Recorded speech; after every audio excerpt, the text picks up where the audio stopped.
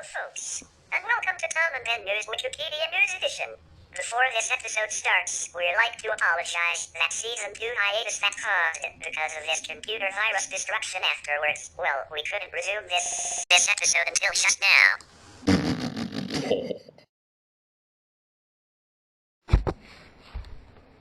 Anyways, on second episode of Season 2 is Walmart.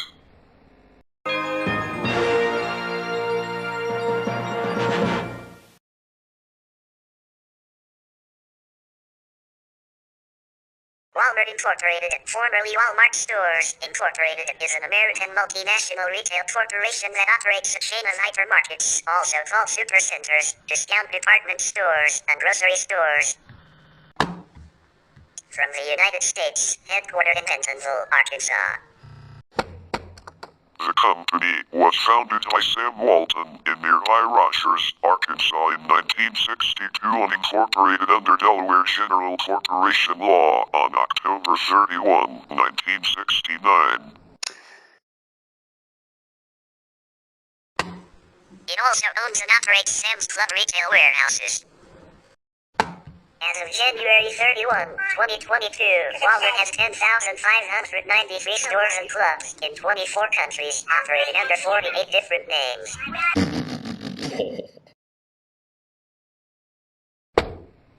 The company operates under the name Walmart in the United States and Canada as Walmart New Mexico y Central America in Mexico and Central America and has Blister Wholesale in India.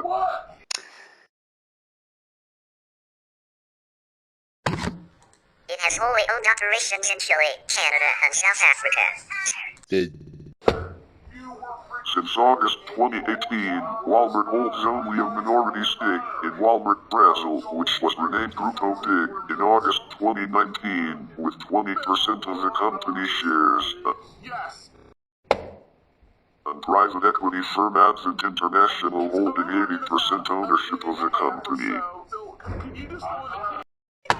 Walmart is the world's largest company by revenue, with $548.743 billion, according to the Fortune Global 500 list in 2020.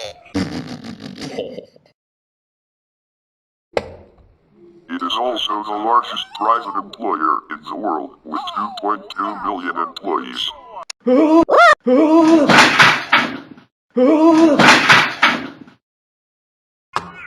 It is a publicly traded family-owned business, as the company is controlled by the Walton family. Sam Walton's heirs own over 50% of Walmart, through both their holding company Walton Enterprises and their individual holdings. Walmart was the largest United States grocery retailer in 2019, and 65% of Walmart's $510.329 billion sales came from U.S. operations. Walmart was listed on the New York Stock Exchange in 1972.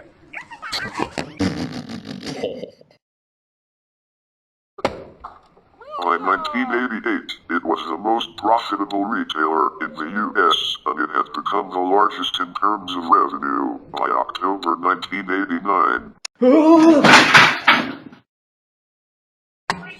The company was originally geographically limited to the South and Lower Midwest, but it had stores from coast to coast by the early 1990s. Sam's Club opened in New Jersey in November 1989, and the first California outlet opened in Lancaster in July 1990.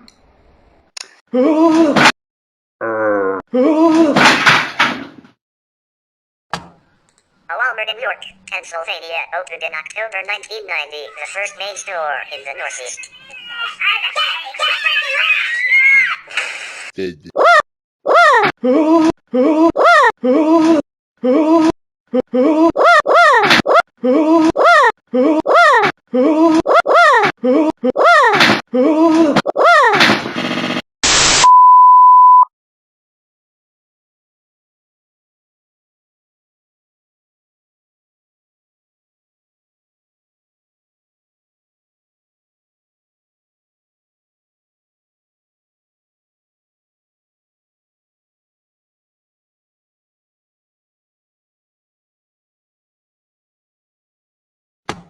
Walmart's investments outside the U.S. have seen mixed results.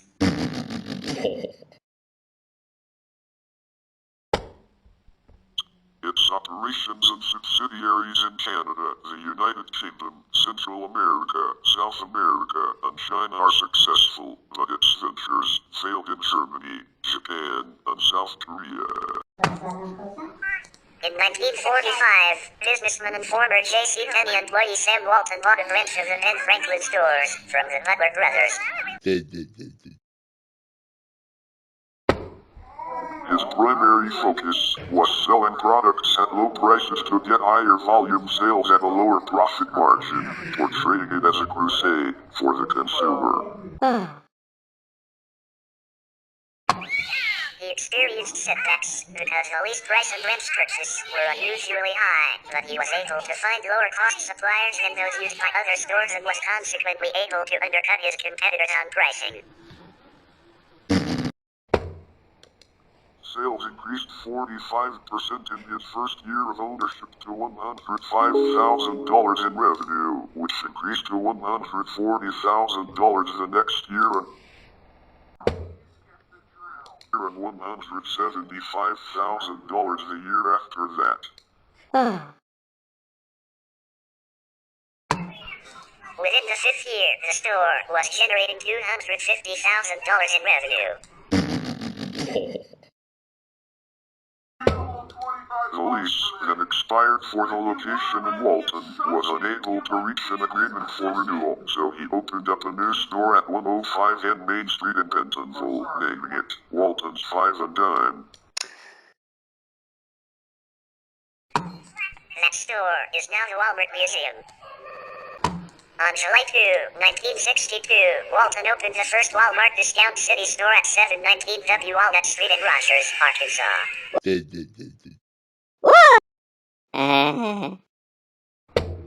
Its design was inspired by Ann and Hope, which Walton visited in 1961, as did Mart founder Harry D. Cunningham.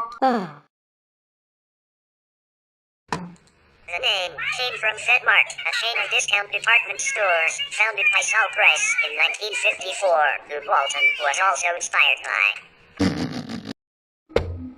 Walton stated that he liked the idea of calling his discount chain Walmart, because he really liked Saul's FedMart name. The building is now occupied by a hardware store and an antique mall, while the company's store number 1 has since expanded to a supercenter several blocks west at 2110 W Walnut Street. Within its first 5 years, the company expanded to 18 stores in Arkansas and reached $9 million in sales. In 1968, it opened its first stores outside Arkansas in Sikeston, Missouri and Claremore, Oklahoma. The company was incorporated as Walmart, incorporated on October 31, 1969, and changed its name to Walmart Stores, incorporated in 1970. Whoa! The same year, the company opened a home office and first distribution center in Bentonville, Arkansas. It had 38 stores operated, with 1,500 employees and sales of $44.2 million.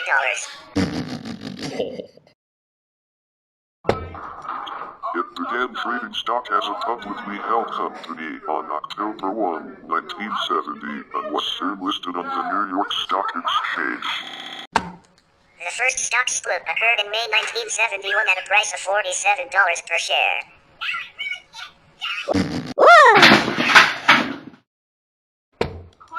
By this time, Walmart was operating in 5 states: Arkansas, Kansas, Louisiana, Missouri, and Oklahoma. It entered Tennessee in 1973 and Kentucky and Mississippi in 1974.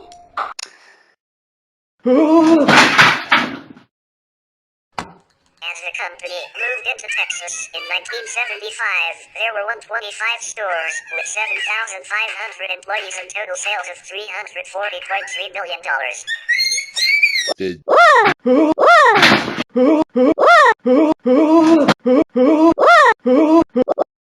In the 1980s, Walmart continued to grow rapidly, and by the company's 25th anniversary in 1987, there were 1,198 stores, with sales of $15.9 billion and 200,000 associates.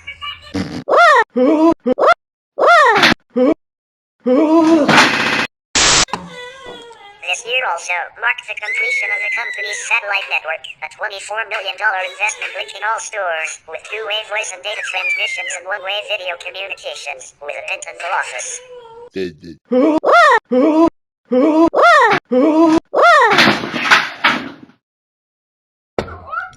At the time, the company was the largest private satellite network, allowing the corporate office to track inventory and sales and to instantly communicate to stores. By 1984, Sam Walton had begun to source between 6% and 40% of his company's products from China. In 1988, Walton stepped down as CEO and was replaced by David Glass.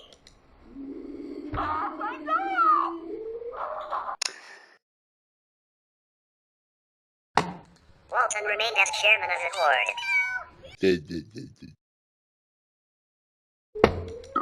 During this year, the first Walmart Supercenter opened in Washington, Missouri.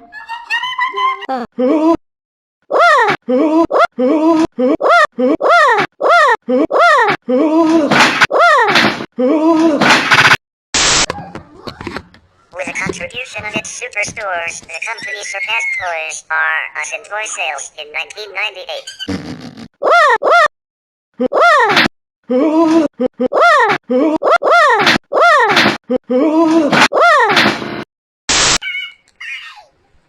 While it was the third largest retailer in the United States, Walmart was more profitable than rivals Kmart and Sears by the late 1980s.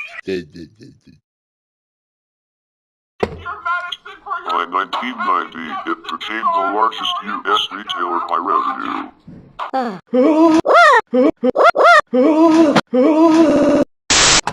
Prior to the summer of 1990, Walmart had no presence on the West Coast or in the Northeast, except for a single Sam's Club in New Jersey, which opened in November 1989.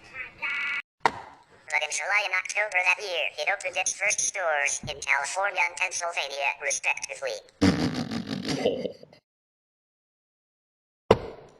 By the mid-1990s, it was the most powerful retailer in the U.S. and expanded into Mexico in 1991 and Canada in 1994. Walmart stores opened throughout the rest of the U.S., with Vermont being the last state to get a store in 1995.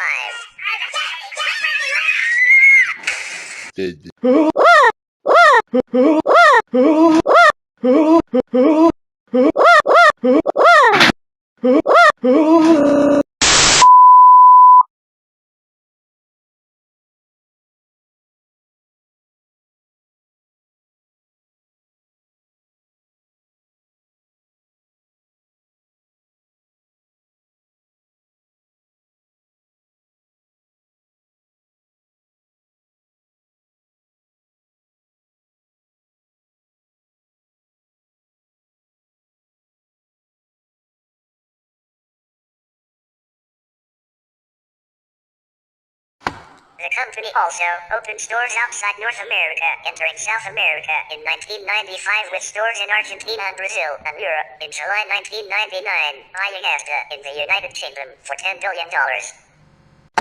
In 1997, Walmart was added to the Dow Jones Industrial Average. In 1998, Walmart introduced the neighborhood market concept with 3 stores in Arkansas. By 2005, estimates indicate that the company controlled about 20% of the retail grocery and consumables business. In 2000, Harold Lee Scott became Walmart's president and CEO as the company's sales increased to $165 billion. In 2002, it was listed for the first time as America's largest corporation on the Fortune 500 list, with revenues of $219.8 billion. profits of $6.7 billion.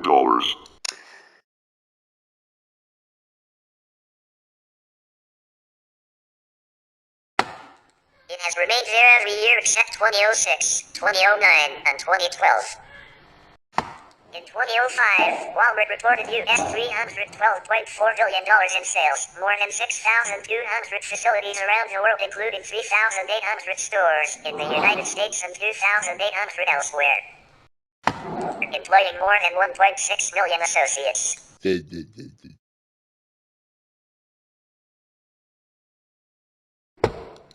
Its U.S. presence grew so rapidly that only small pockets of the country remain more than 60 miles, 97 kilometers, from the nearest store. As Walmart expanded rapidly into the world's largest corporation, many critics worried about its effect on local communities, particularly small towns with many mom-and-pop stores. Whoa! There have been several studies on the economic impact of Walmart on small towns and local businesses, jobs, and taxpayers. In one, Kenneth Stone, a professor of economics at Iowa State University, found that some small towns can lose almost half of their retail trade within 10 years of a Walmart store opening. However, in another study, he compared the changes to what small town shops have faced in the past, including the development of the railroads, the advent of the Sears Roebuck catalog, and the arrival of shopping malls, and concluded that shop owners who adapt to changes in the retail market can thrive after Walmart arrives. A later study, in collaboration with Mississippi State University, showed that there are both positive and negative impacts on existing stores in the area where the new supercenter locates. In the aftermath of Hurricane Katrina in September 2005, Walmart used its logistics network to organize a rapid response to the disaster, donating $20 million, 1,500 truckloads of merchandise, food for 100,000 meals, and the promise of a job for every one of its displaced workers. Whoa!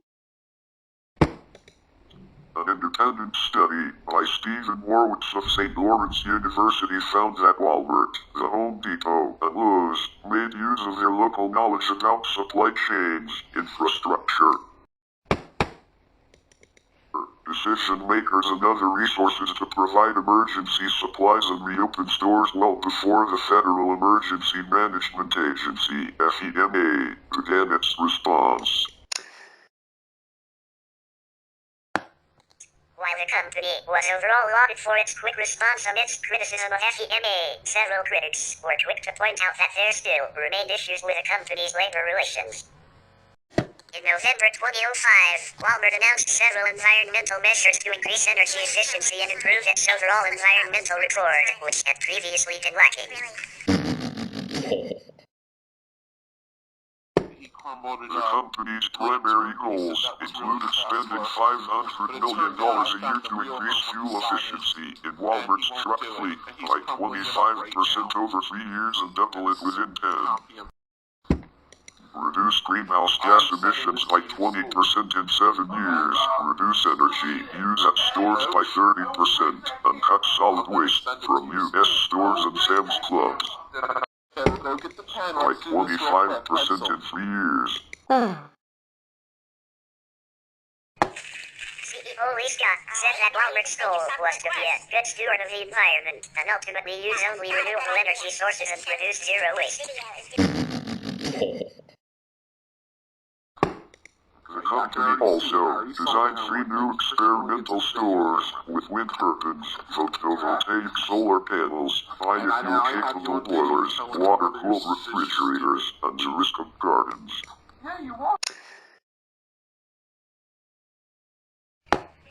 In this time, Walmart also became the biggest seller of organic milk and the biggest buyer of organic cotton in the world, while reducing packaging and energy costs. In 2007, the company worked with outside consultants to discover its total environmental impact and find areas for improvement. Walmart Walmart created its own electric company in Texas, Texas Retail Energy, planned to supply its stores with cheap power, purchased at wholesale prices. Through this new venture, the company expected to save $15 million annually and also to lay the groundwork and infrastructure to sell electricity to Texas consumers in the future. In 2006, Walmart announced that it would remodel its U.S. stores to help it appeal to a wider variety of demographics, including more affluent shoppers. As part of the initiative, the company launched a new store in Plano, Texas, that included high-end electronics, jewelry, expensive wines, and a sushi bar. On September 12, 2007, Walmart introduced new advertising with a slogan, Save Money, Live Better, replacing Always Low Prices, Always, which it has used since 1988. Global Insight, which conducted the research that supported the ads, found that Walmart's price level reduction resulted in savings for consumers of $287 billion in 2006, which equated to $957 per person or $2,500 per household, up 7.3%. From the 2004 savings estimate of $2,329.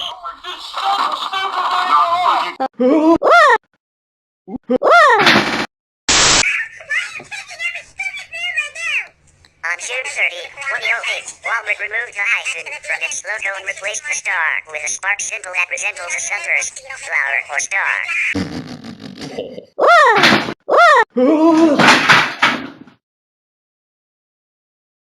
Alright. The new logo received mixed reviews from design critics, who questioned whether the new logo was as bold as those of competitors, such as the Target bullseye, or as instantly recognizable as the previous company logo, which was used for 18 years.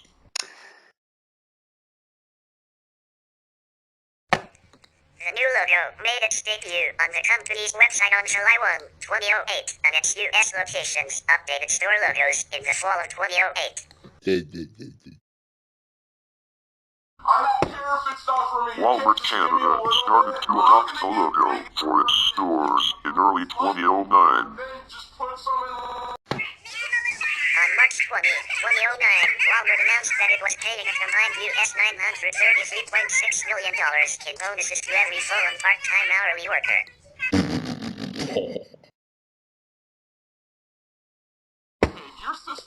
This was in addition to $788.8 million in profit sharing, 401k, pension contributions, hundreds of millions of dollars in merchandise discounts and contributions to the employee stock purchase plan.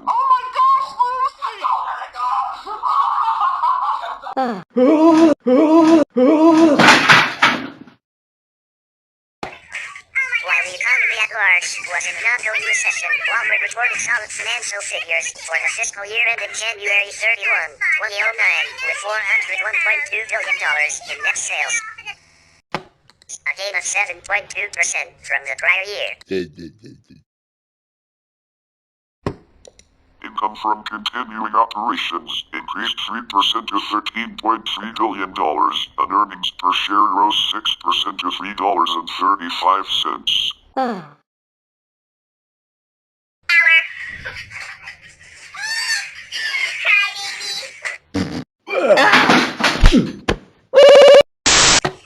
On February 22, 2010, the company confirmed it was acquiring video streaming company Vudu, Incorporated for an estimated $100 million.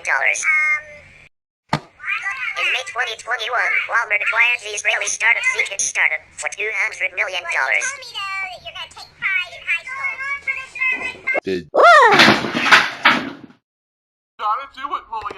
Zikit uses artificial intelligence to allow customers to try on clothing via a dynamic virtual platform. Walmart's truck fleet logs millions of miles each year, and the company planned to double the fleet's efficiency between 2005 and 2015.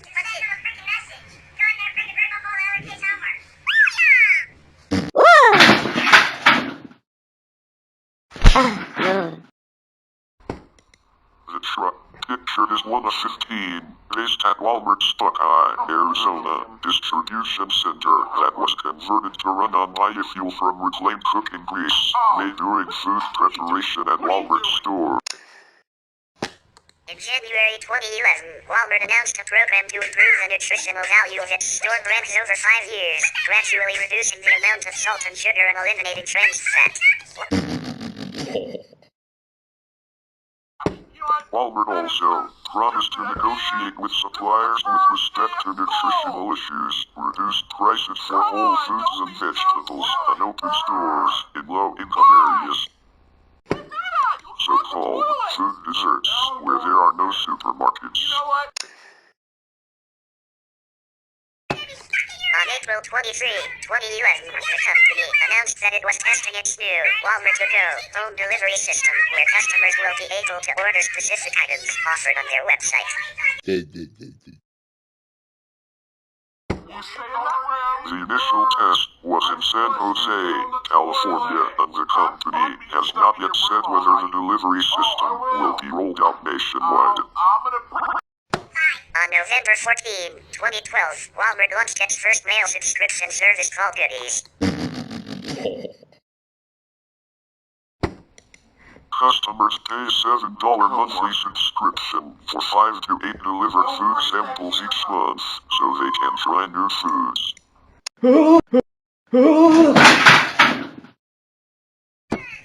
The service shut down in late 2013. In August 2013, the firm announced it was in talks to acquire a majority stake in the Kenya-based supermarket chain, Neighbors.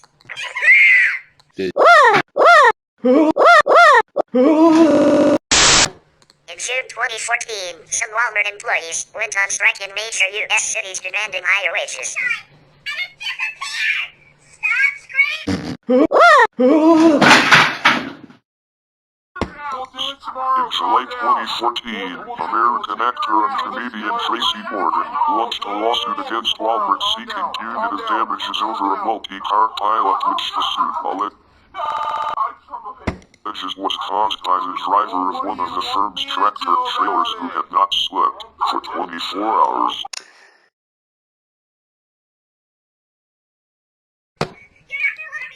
Morgan's limousine was apparently hit by the trailer, injuring him and 2 fellow passengers and killing a 4th, fellow comedian James McNair.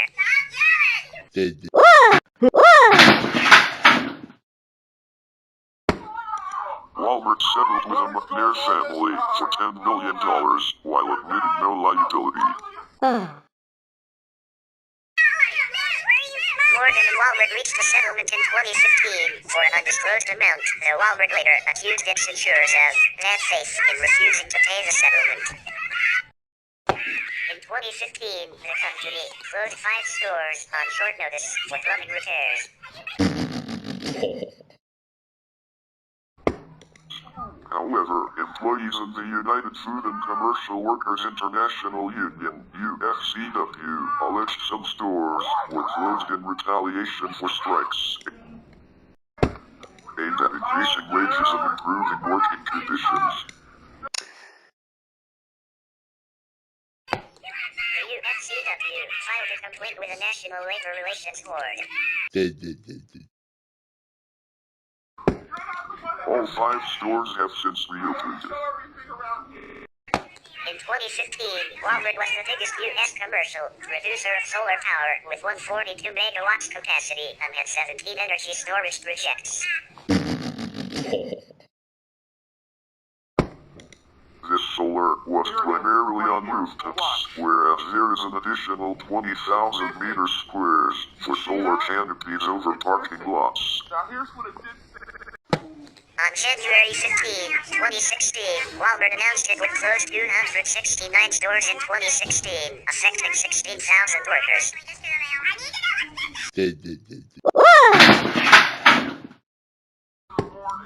154 of these stores, earmarked for closure, were in the U.S., 150 Walmart U.S. stores, 115 Walmart International stores, and 4 Sam's Clubs. 9 95% of these U.S. stores were located on average 10 miles from another Walmart store. The 269 stores represented less than 1% of global square footage and revenue for the company. All 102 locations of Walmart Express, which have been in a pilot program since 2011, were included in the closures.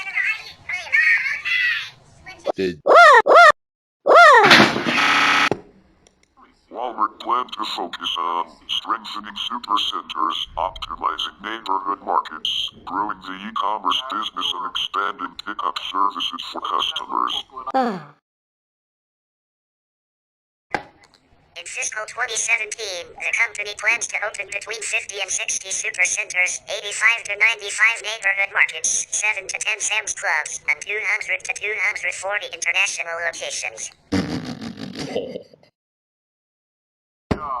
At the end of fiscal 2017, Walmart opened 38 supercenters and relocated, expanded, or converted 21 discount stores into supercenters. For a total of 59 supercenters, and opened 69 neighborhood markets, 8 Sam's Clubs, and 173 international locations.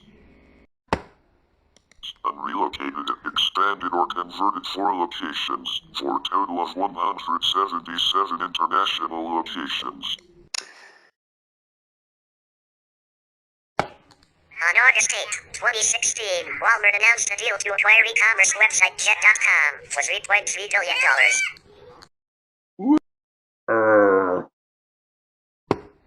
Jet.com co-founder and CEO Mark Lore stayed on to run Jet.com, in addition to Walmart's existing U.S. e-commerce operation.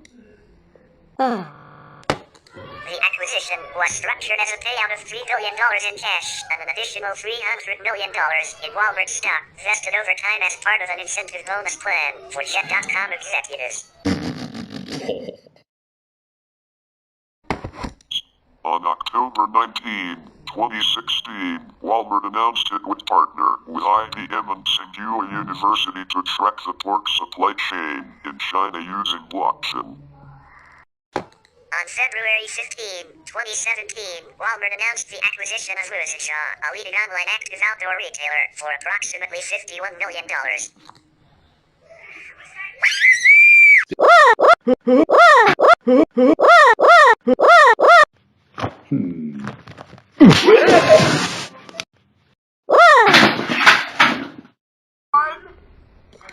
The acquisition closed on February 13, 2017. On June 16, 2017, Walmart agreed to acquire the men's apparel company Bonobos for $310 million in an effort to expand its fashion holdings.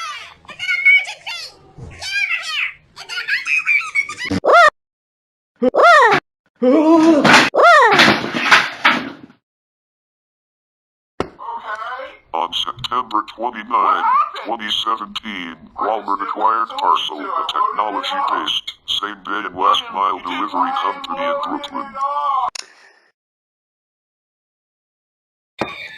In 2018, Walmart started crowdsourcing delivery services to customers using drivers' private vehicles under the brand Spark.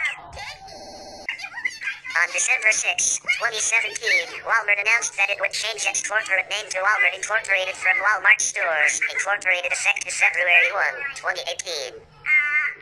On January 11, 2018, Walmart announced that 63 Sam's Club locations in cities including Memphis, Houston, Seattle, and others would be closing.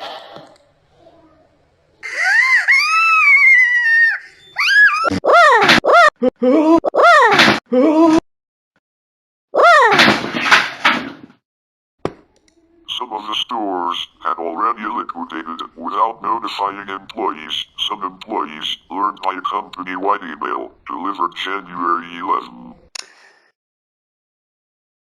All of the 63 stores were gone from the Sam's Club website as of the morning of January 11.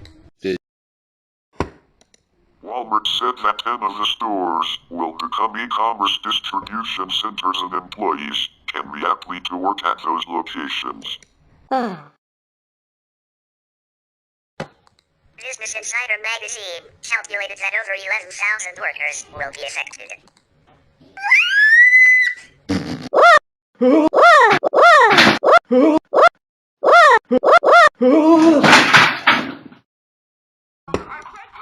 On the same day, Walmart announced that as a result of the new tax law, it would be raising Walmart's starting wages, distributing bonuses, expanding its leave policies, and contributing toward the cost of employees' adoptions.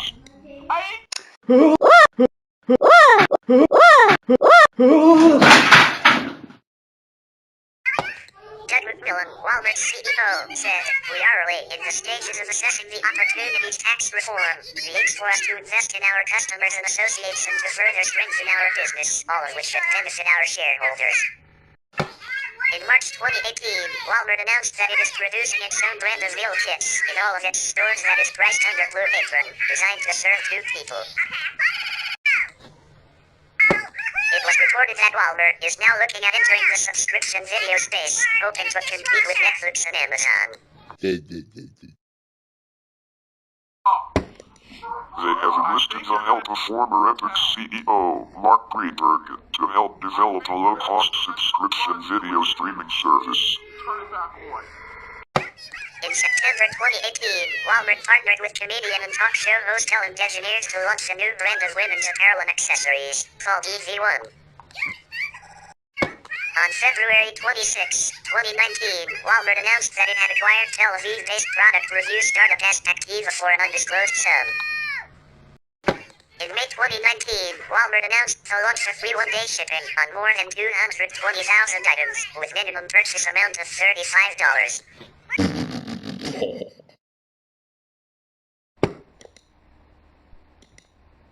The initiative first launched in Las Vegas and the Phoenix area. In September 2019, Walmart made the announcement that it would cease the sale of all e-cigarettes due to regulatory complexity and uncertainty over the products. Whoa! Earlier in 2019, Walmart stopped selling fruit-flavored e-cigarette and had raised the minimum age to 21 for the purchase of products containing tobacco. That same month, Walmart opened its first health center, a medical mall, where customers can purchase primary care services such as vision tests, dental exams and root canals, lab work, x-rays and EKGs, counseling, and fitness and diet classes.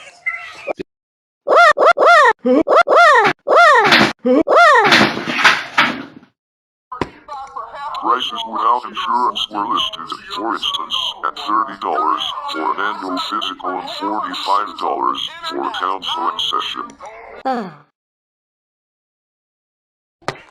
Continuing with its healthcare initiative, they opened the 2,600 square feet, 240 meter squares, health and wellness clinic prototype in Springdale, Arkansas, just to expand services.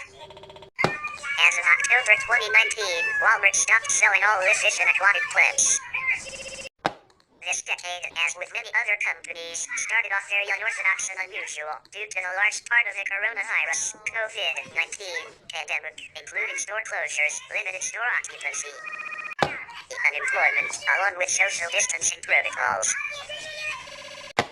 In March 2020, due to the pandemic, Walmart changed some of its employee benefits.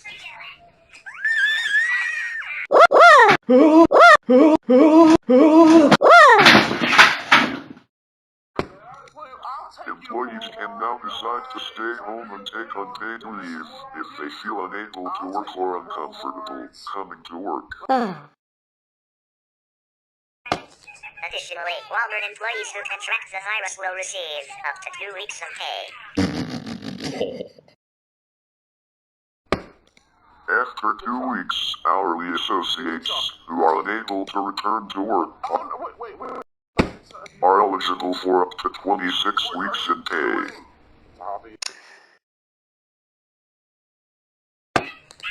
During this pandemic, people who work temporary receive $150, but for those who work full-time, get a bonus of $300 issuing all of the employees more than $390 million, starting on June 5. Previously during the pandemic, on April 2, the bonus cash total was more than $365. In July 2020, Walmart announced that all customers would be required to wear masks in all stores nationwide, including Sam's Club. In the third quarter of 2020, ending October 31, Walmart reported revenue of $134.7 billion, representing a year-on-year increase of 5.2%. In December 2020, Walmart launched a new service, Carrier Pickup, that allows the customers to schedule a return for a product bought online, in-store, or from a third-party vendor. These services can be initiated on the Walmart app or on the website. In January 2021, Walmart announced that the company is launching a fintech startup with venture partner Ribbit Capital to provide financial products for consumers and employees.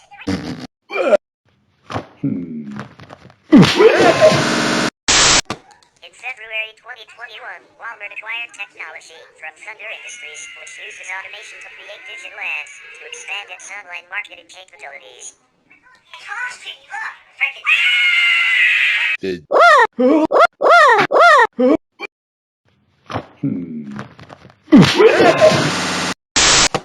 August 2021, Walmart announced it would open its Spark crowdsource delivery to other businesses as a white label service, competing with Postmates and online food ordering delivery companies.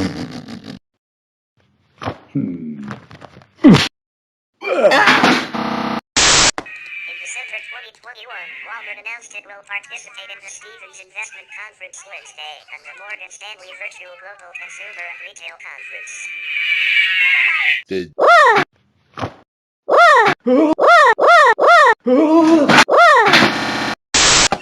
Walmart's operations are organized into 4 divisions: Walmart US, Walmart International, Sam's Club, and Global E-commerce. Whoa! The company offers various retail formats throughout these divisions, including supercenters, supermarkets, hypermarkets, warehouse clubs, cash and carry stores, home improvement, specialty electronics, restaurants, apparel stores, drugstores, convenience stores, and digital retail. Walmart US is the company's largest division, accounting for $331.666 billion, or 65% of total sales, for fiscal 2019. It consists of 3 retail formats that have become commonplace in the United States: supercenters, discount stores, neighborhood markets, and other small formats.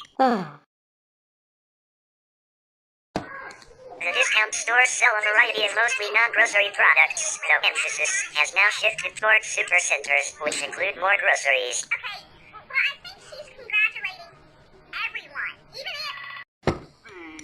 As of January 31, 2022, there are a total of 4,742 Walmart US stores. In the United States, 90% of the population resides within 10 miles of a Walmart store. The total number of Walmart US stores and Sam's Clubs combined is 5,342. The president and CEO of Walmart US is John Furner.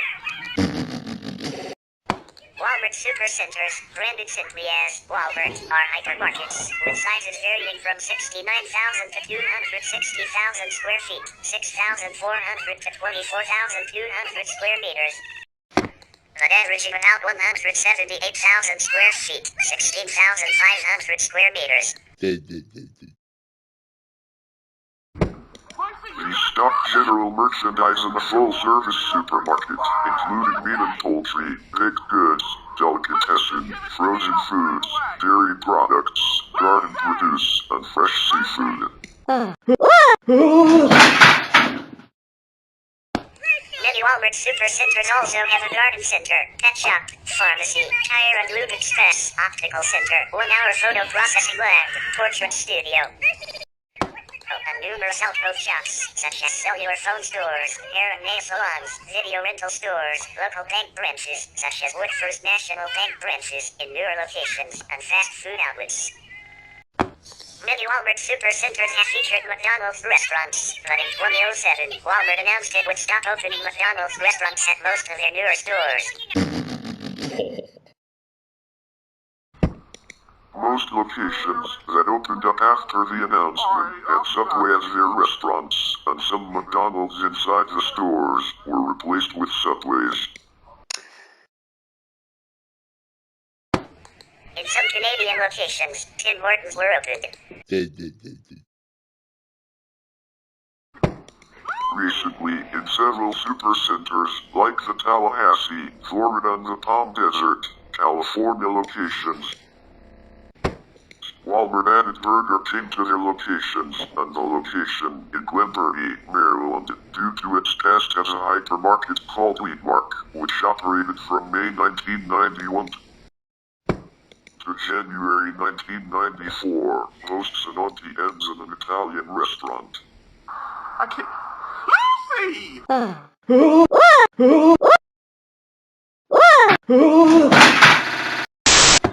Some locations also have fuel stations, which sell gasoline, distributed by Murphy USA, which spun off from Murphy Oil in 2013, Sunoco Incorporated, Optima, the Tesoro Corporation, Marestar, USA Gasoline, and even now Walmart, branded gas stations. The first supercenter opened in Washington, Missouri in 1988. A similar concept, Hypermart USA, had opened a year earlier in Garland, Texas.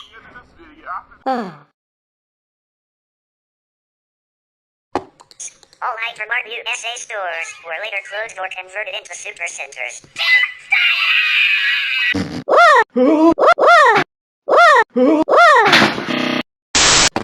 As of January 31, 2022, there were 3,573 Walmart supercenters in 49 of the 50 U.S. states, the District of Columbia, and Puerto Rico. Hawaii is the only state to not have a supercenter location. The largest supercenter in the world, covering 260,000 square feet, 24,000 square meters, on 2 floors, is located in Crossgates Commons in Albany, New York. A typical supercenter sells approximately 120,000 items, compared to the 35 million products sold in Walmart's online store. The supercenter name has since been phased out, with these stores now simply referred to as Walmart, since the company introduced the new Walmart logo in 2008. Whoa! However, the branding is still used in Walmart's Canadian stores, spelled as Supercenter in Canadian English. Walmart discount stores, also branded as simply Walmart, are discount department stores with sizes varying from 30,000 to 221,000 square feet, 2,800 to 20,500 square meters. With the average store covering 105,000 square feet, 9,800 square meters.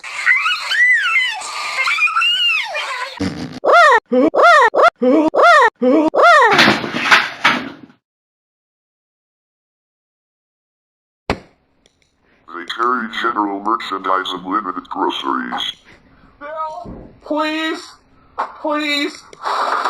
Oh my! I told you I was coming in.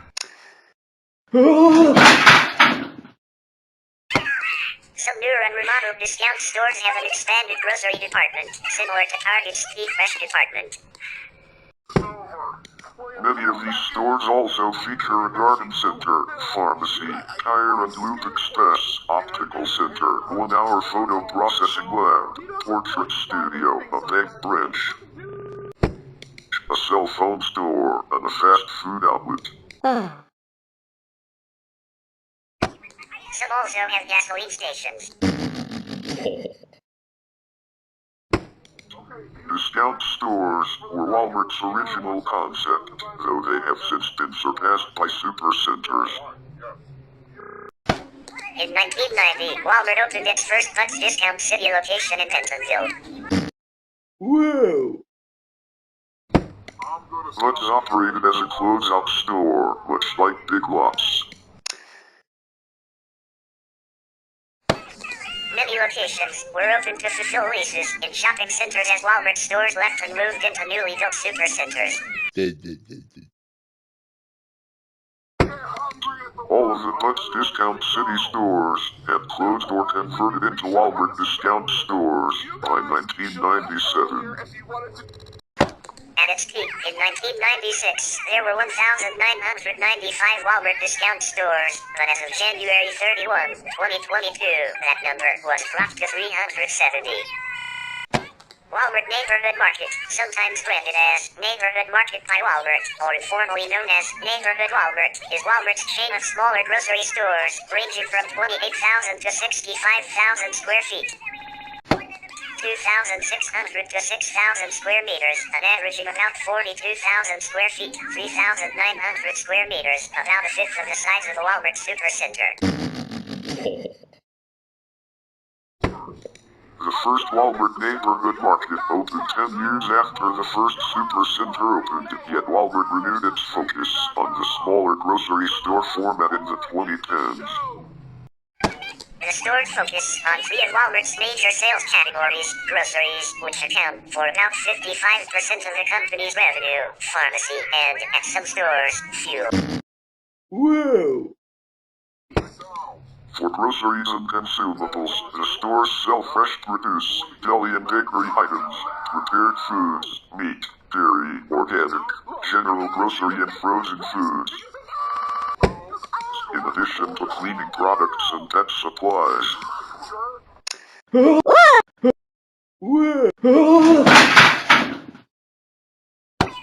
Some stores offer wine and beer sales and drive-through pharmacies. Some stores, such as one at Midtown Center in Bentonville, Arkansas, offer made-to-order pizza with a seating area for eating. Customers can also use Walmart's site-to-store operation and pick up online orders at Walmart Neighborhood Market stores, just like the supercenters. Products at Walmart Neighborhood Market stores carry the same prices as those at Walmart's larger supercenters. A Moody's analyst said the wider company's pricing structure gives the chain of grocery stores a competitive advantage over competitors Whole Foods, Kroger, and Trader Joe's. Neighborhood Market stores expanded slowly at first as a way to fill gaps between Walmart supercenters and discount stores in existing markets. In its first 12 years, the company opened about 180 Walmart Neighborhood Markets. By 2010, Walmart said it was ready to accelerate its expansion plans for the grocery stores.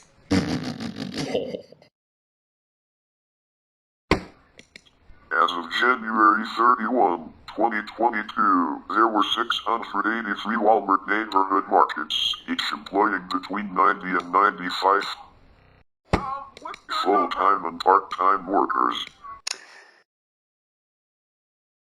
There are also currently 12 Amigo supermarkets in Puerto Rico.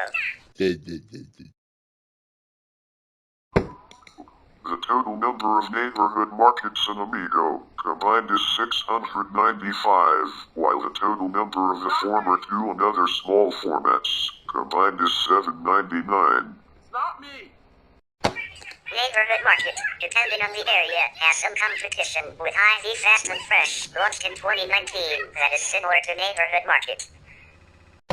Walmart opened Supermercado to Walmart locations to appeal to Hispanic communities in the United States. The first one, a 39,000 square foot, 3,600 square meter store in the Spring Branch area of Houston, opened on April 29, 2009. The store was a conversion of an existing Walmart neighborhood market. In 2009, another supermercado, Walmart, opened in Phoenix, Arizona. Both locations closed in 2014. In 2009, Walmart opened Mass Club, a warehouse retail operation, patterned after Sam's Club.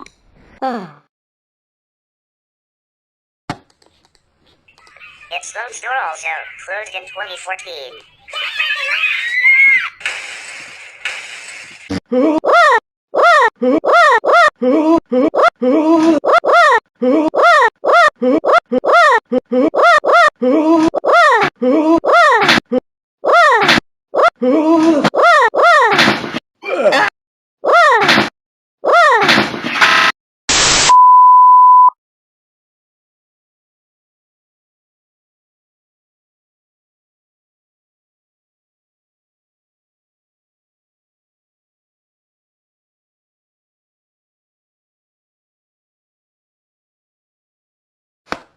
Walmart Express was a chain of smaller, discount stores with a range of services from groceries to check cashing and gasoline service. The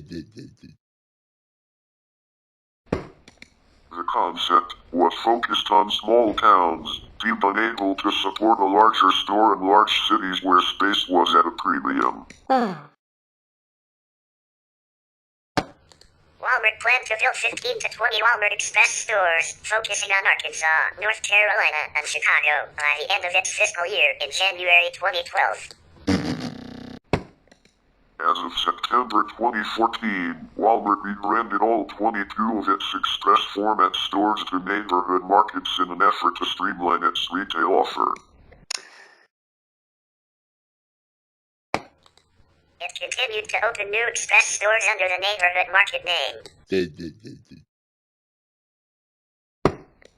As of January 31, 2022, there were 104 small format stores in the United States.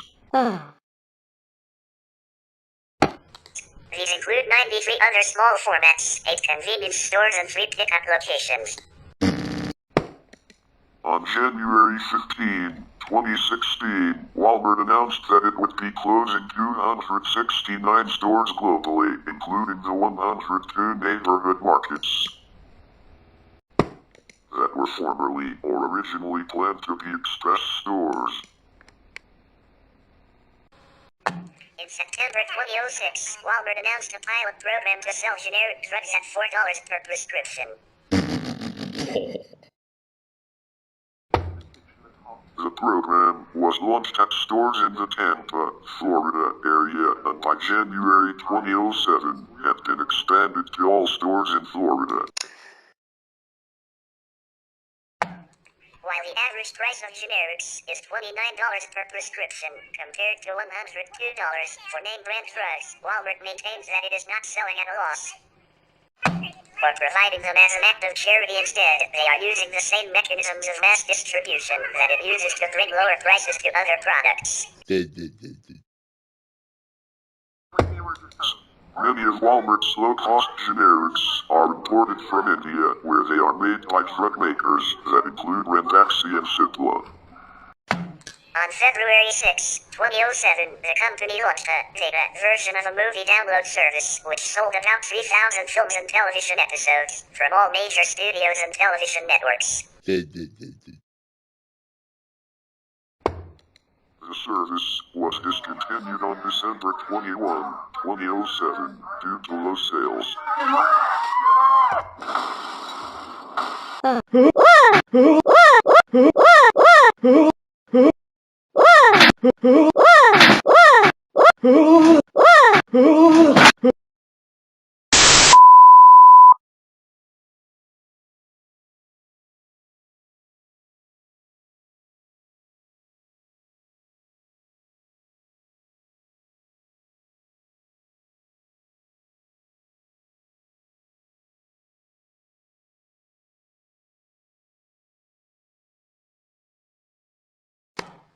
In 2008, Walmart started a pilot program in the small grocery store concept called Market Site in the metropolitan Phoenix, Arizona area. The 4 stores closed in 2011. In 2015, Walmart began testing a free grocery pickup service, allowing customers to select products online and choose their pickup time. At the store, a Walmart employee loads the groceries into the customer's car. As of December 17, 2017, the service is available in 39 U.S. states.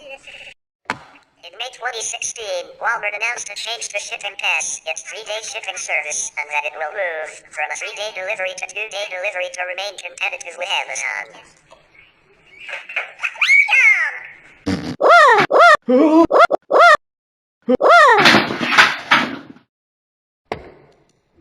Walmart priced it at $49 per year, compared to Amazon Prime's $99 per year price. In June 2016, Walmart and Sam's Club announced that they would begin testing a last-mile grocery delivery that used services including Uber, Lyft, and Deliv to bring customers' orders to their homes. Walmart customers would be able to shop using the company's online grocery service at grocery.walmart.com, then request delivery at checkout for a small fee. The first tests were planned to go live in Denver and Phoenix.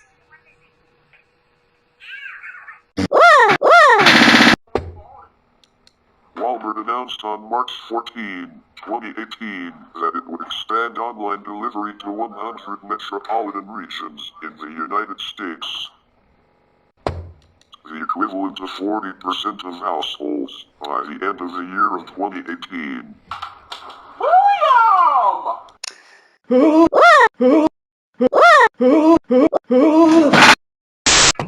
Walmart's Winemaker's Selection Private Label Wine was introduced in June 2018 in about 1,100 stores.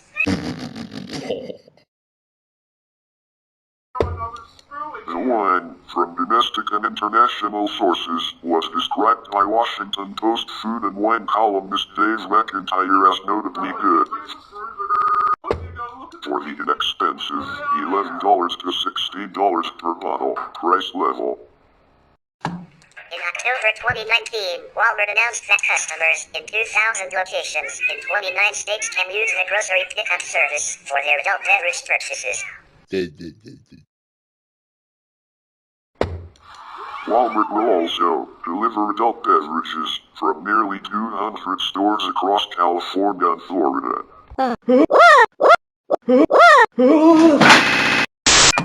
In February 2020, Walmart announced a new membership program called Walmart Plus. The news came shortly after Walmart announced the discontinuation of its personal shopping service, Jet Black. Locations as of October 31, 2021.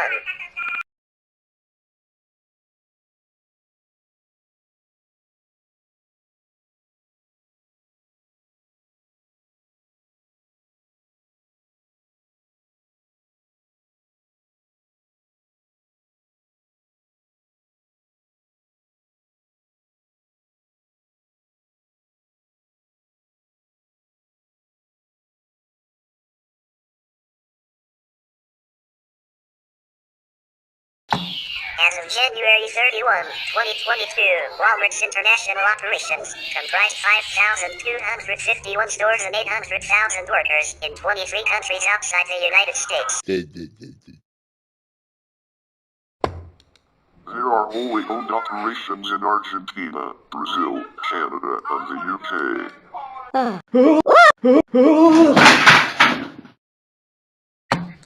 With 2.2 million employees worldwide, the company is the largest private employer in the US and Mexico, and one of the largest in Canada.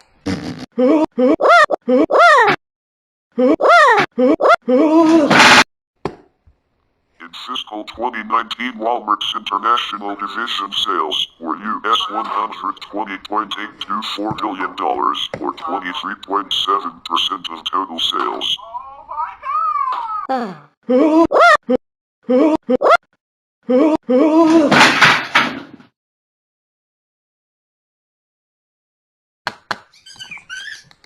International retail units range from 1,400 to 186,000 square feet, 130 to 17,280 square meters, while wholesale units range from 24,000 to 158,000 square feet, 2,200 to 14,700 square meters. Judith McKenna is the president and CEO.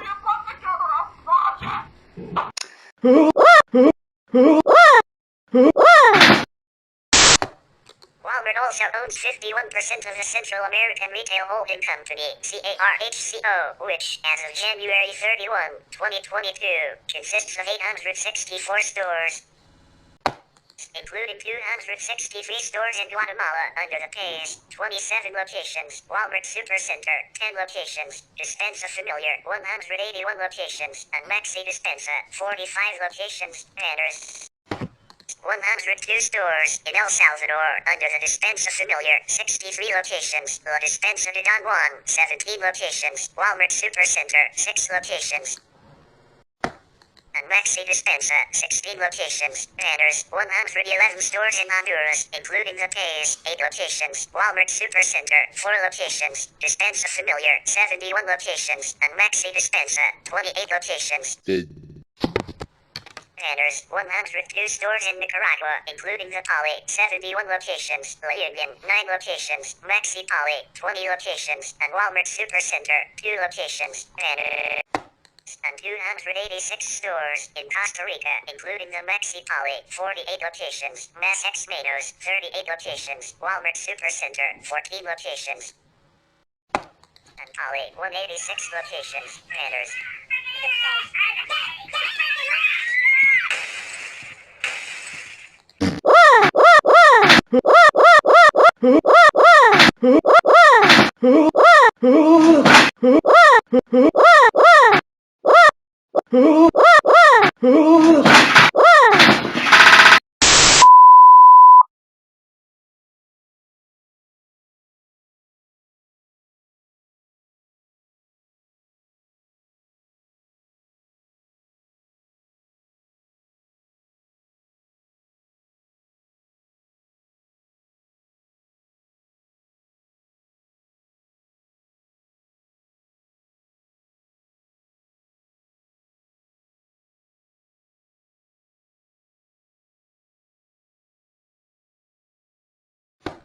In January 2009, the company acquired a controlling interest in the largest grocer in Chile, distribution-wise Servicio DNS S.A.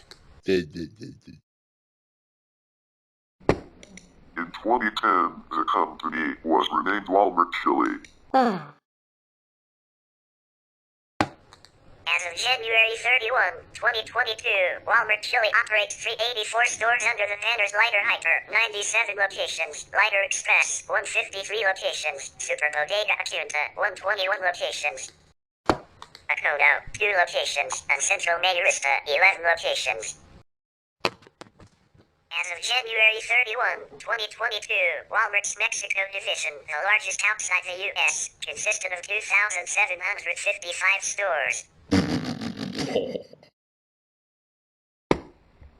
Walmart in Mexico operates Walmart Supercenter, 294 locations, Sam's Club, 166 locations, Bodega Aurrera, 564 locations, Miles Bodega Aurrera, 430 locations, Bodega Aurrera Express, 1,202 locations, and Suprema, 99 locations.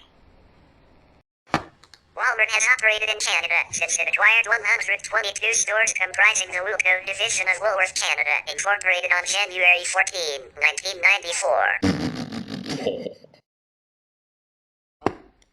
As of January 31, 2022, it operates 408 locations, including 343 supercenters and 65 discount stores. And as of June 2015, it employs 89,358 people with a local home office in Mississauga, Ontario. Walmart Canada's first three supercenters, spelled in Canadian English, opened in November 2006 in Ancaster, London, and Staffel, Ontario. The 100th Canadian Supercenter opened in July 2010 in Victoria, British Columbia. In 2010, approximately 1 year after its incorporation of Schedule 2, foreign-owned deposit-taking of Canada's Bank Act, Walmart Canada Bank was introduced with the launch of the Walmart Canada Rewards MasterCard. Whoa! Less than 10 years later, however, on May 17, 2018, Walmart Canada announced it had reached a definitive agreement to sell Walmart Canada Bank to First National co-founder Stephen Smith and private equity firm Centerbridge Partners, LP, on undisclosed financial terms, though it added that it would still be issuer of the Walmart Canada Rewards MasterCard. On April 1, 2019, Centerbridge Partners, LP and Stephen Smith jointly announced the closing of the previously announced acquisition of Walmart Canada Bank, and that it was to be renamed Duo Bank of Canada, to be styled simply as Duo Bank. Though exact ownership percentages were never revealed in either company announcement, it has also since been revealed that Duo Bank was reclassified as a Schedule 1 domestic deposit-taking federally chartered bank of the Bank Act in Canada from the Schedule 2 foreign-owned or controlled deposit-taking that it had been, which indicates that Stephen Smith, as a noted Canadian businessman, is in a controlling position.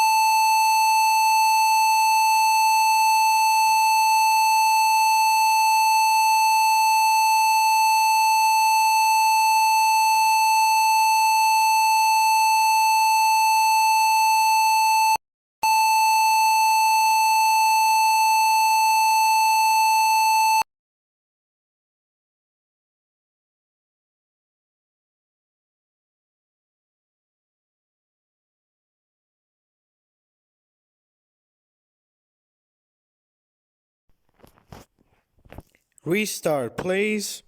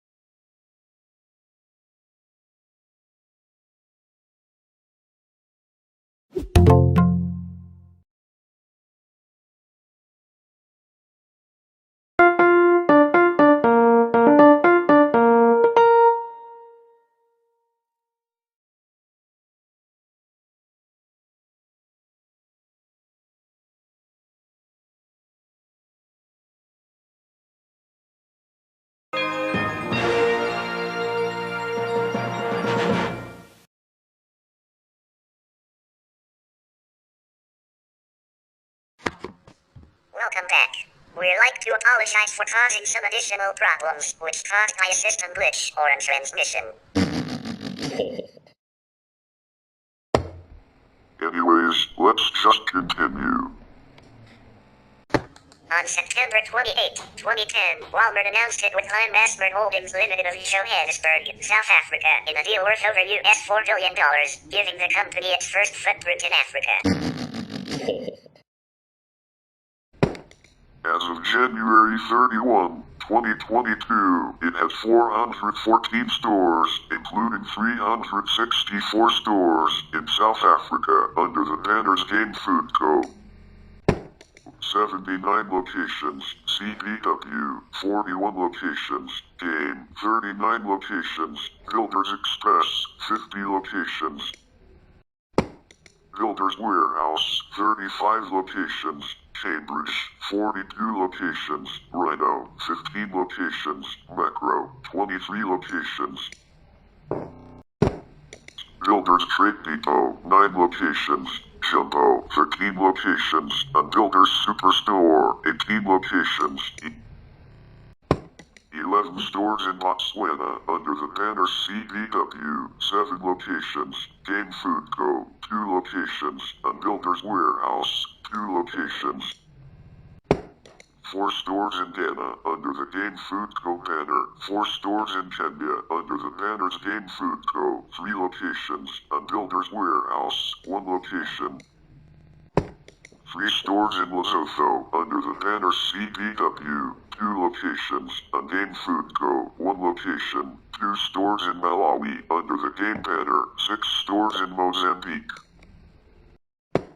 Under the banners Builders Warehouse, 2 locations, Game Food Co., 2 locations, CBW, 1 location, and Builders Express, 1 location.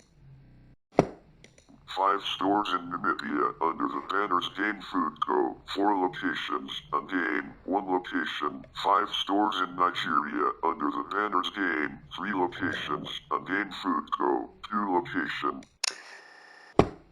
1 store in Eswatini under the CBW banner, 1 store in Tanzania under the Game Food Co. banner, 1 store in Uganda under the Game banner, and 7 stores in Zambia under the banner CBW, 1 location, Game Food Co., 3 locations, Builders Warehouse, 2 locations, and Builders Express, 1 location.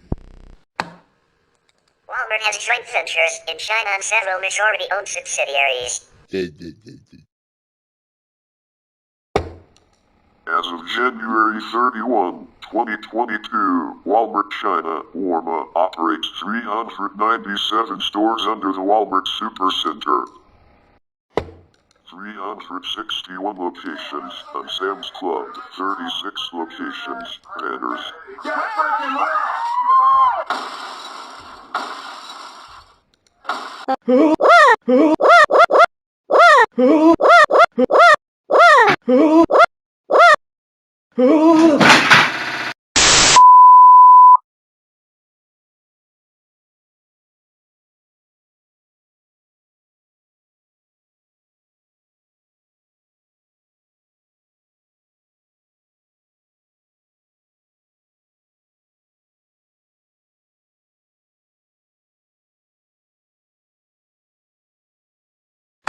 In February 2012, Walmart announced that the company raised its stake to 51% in Chinese online supermarket A.K.A and to attack rising consumer wealth and help the company offer more products. Walmart took full ownership in July 2015. In December 2021, the Chinese Communist Party's Central Commission for Discipline Inspection warned Walmart about not stocking products made from inputs from Xinjiang in response to the IDER Forced Labor Prevention Act. In November 2006, the company announced a joint venture with Party Enterprises to operate in India. As foreign corporations were not allowed to enter the retail sector directly, Walmart operated through franchises and handled the wholesale end of the business. The partnership involved two joint ventures. Party manages the front end, involving opening of retail outlets, while Walmart takes care of the back end, such as cold chains and logistics. Walmart operates stores in India under the name Best Price Modern Wholesale. The first store opened in Amritsar on May 30, 2009. On September 14, 2012, the government of India approved 51% FDI in multi-brand retails, subject to approval by individual states. Effective September 20, 2012. Scott Price, Walmart's president and CEO for Asia, told the Wall Street Journal that the company would be able to start opening Walmart stores in India within 2 years. Expansion into India faced some significant problems. In November 2012, Walmart admitted to spending $25 million lobbying the Indian National Congress. Lobbying is conventionally considered bribery in India. Walmart is conducting an internal investigation into potential violations of the Foreign Corrupt Practices Act. Party Walmart suspended a number of employees, rumored to include its CFO and legal team, to ensure a complete and thorough investigation. In October 2013, Party and Walmart separated to pursue business independently. On May 9, 2018, Walmart announced its intent to acquire a 77% majority stake in the Indian e-commerce company Flipkart for $16 billion in a deal that was completed on August 18, 2018. The Best Price stores were renamed Flipkart Wholesale. As of January 31, 2022, there are 29 Flipkart wholesale locations. In the 1990s, Walmart tried with a large financial investment to get a foothold in both German and Indonesian retail markets. Walmart entered Indonesia with the opening of stores in Lippo Supermall, now known as Supermall Terawasi, and Megamall Plut, now known as Plut Village, respectively, under a joint venture agreement with local conglomerate Lippo Group.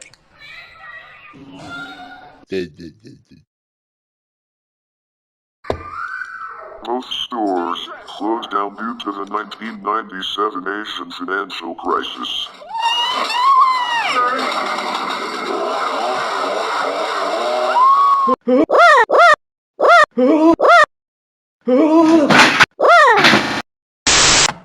In 1997, Walmart took over the supermarket chain Werthof with its 21 stores for 750 million Deutschmarks, and the following year Walmart acquired 74 Interstar stores for 1.3 billion Deutschmarks. The German market at this point was an oligopoly with high competition among companies which used a similar low-price strategy as Walmart. As a result, Walmart's low-price strategy yielded no competitive advantage. Walmart's corporate culture was not viewed positively among employees and customers, particularly Walmart's statement of ethics, which attempted to restrict relationships between employees, a possible violation of German labor law, and led to a public discussion in the media, resulting in a bad reputation among customers. In July 2006, Walmart announced its withdrawal from Germany due to sustained losses. The stores were sold to the German company Metro during Walmart's fiscal third quarter.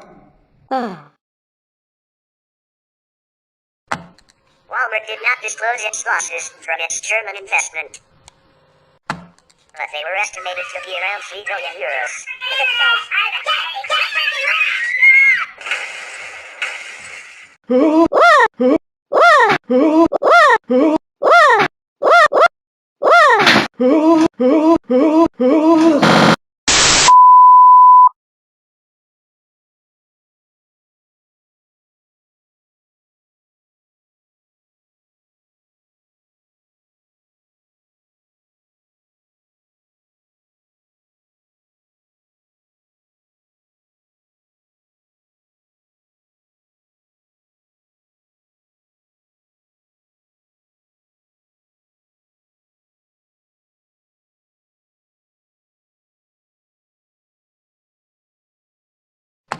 In 2004, Walmart bought the 118 stores in the Lambrico supermarket chain in northeastern Brazil. In late 2005, it took control of the Brazilian operations of Sane Distribution Group through its new subsidiary, WMS Supermercados do Brasil, thus acquiring control of the National and Mercatorama supermarket chains, the leaders in the Rio Grande do Sul and Paraná states, respectively. None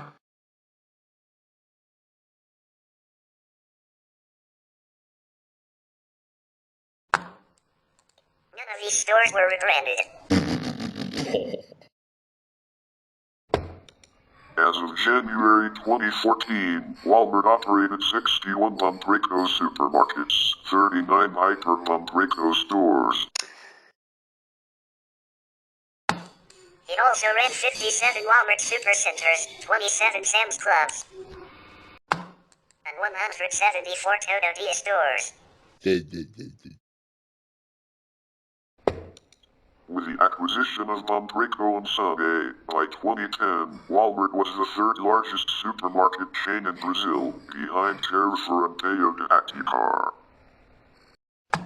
Walmart Brazil, the operating company, has its head office in Peru, Sao Paulo State, and regional offices in Curitiba, Paraná, Porto Alegre, Rio Grande do Sul, Recife, Pernambuco, and Salvador, Bahia.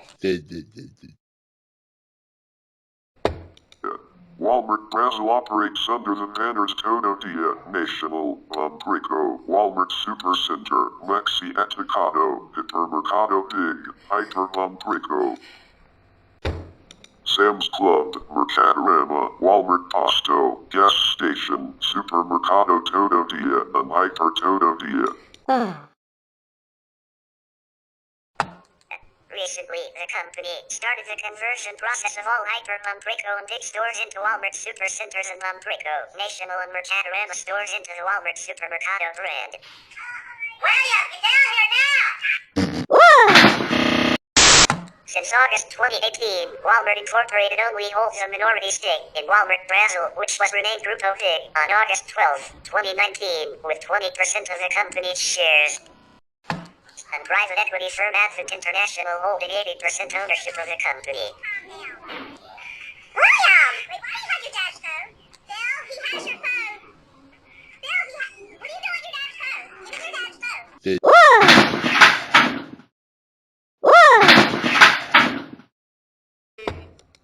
On March 24, 2021, it was announced that Carrefour would be acquiring Grupo Big.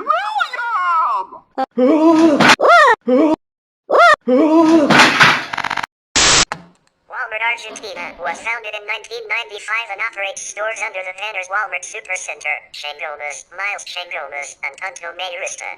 What are you doing? On November 6, 2020, it was announced that Walmart has sold its Argentine operations to Grupo Narvaez.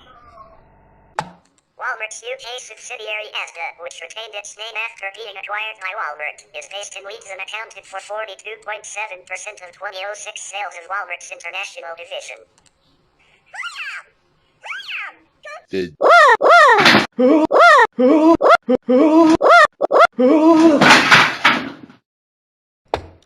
In contrast to the U.S. operations, Asda was originally and still remains primarily a grocery chain, but with a stronger focus on non-food items than most UK supermarket chains other than Tesco. In 2010, Asda acquired stores from Netto UK.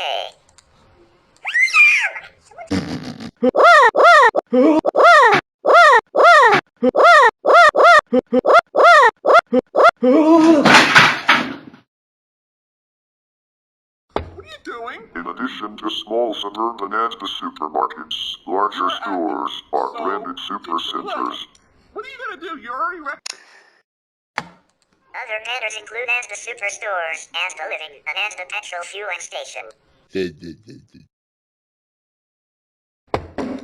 In July 2015, Asda updated its logo featuring the Walmart asterisk behind the first A in the logo. In May 2018, Walmart announced plans to sell Asda to rival Sainsbury's for $10.1 billion. Whoa. Under the terms of the deal, Walmart would have received a 42% stake in the combined company and about £3 billion in cash. However, in April 2019, the United Kingdom's Competition and Markets Authority blocked the proposed sale of Asda to Sainsbury's.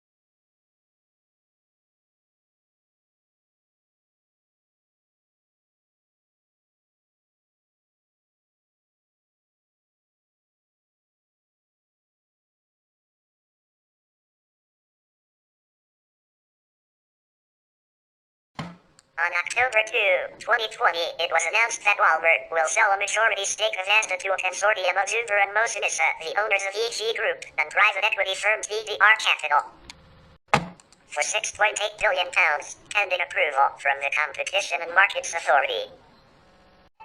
In Japan, Walmart owned 100% of CU as of 2008. It operates under the CU Hypermarket, CU Supermarket, CU General Merchandise, Living and Sunny banners. On November 16, 2020, Walmart announced they would be selling 65% of their shares in the company to the private equity firm A.K.A. in a deal valuing 329 stores and 34,600 employees at $1.6 billion. Walmart is supposed to retain 15% of the seat on the board, while a joint venture between KKR and Japanese company Rakuten Incorporated will receive 20%.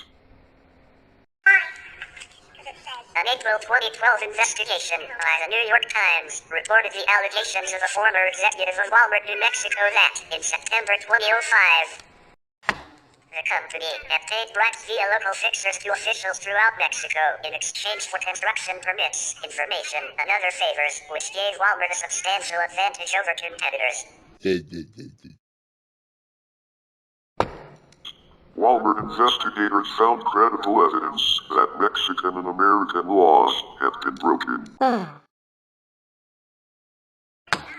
Concerns were also raised that Walmart executives in the United States had hushed the allegations.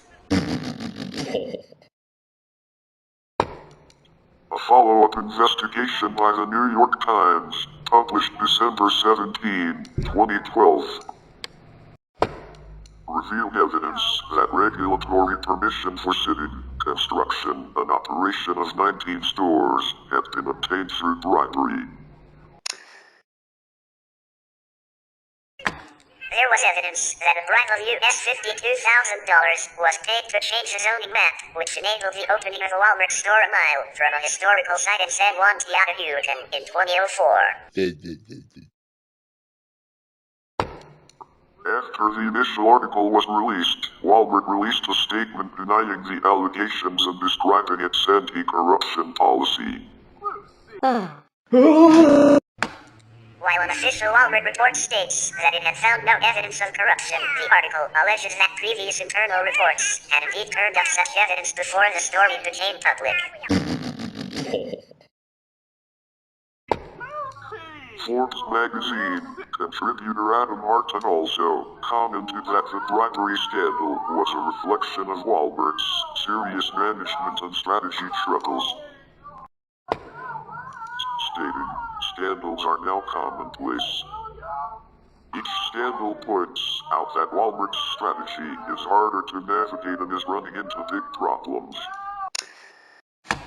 In 2012, there was an incident with CJ Seafood, a crawfish processing firm in Louisiana that was partnered with Walmart, that eventually gained media attention for the mistreatment of its 40H-2B visa workers from Mexico.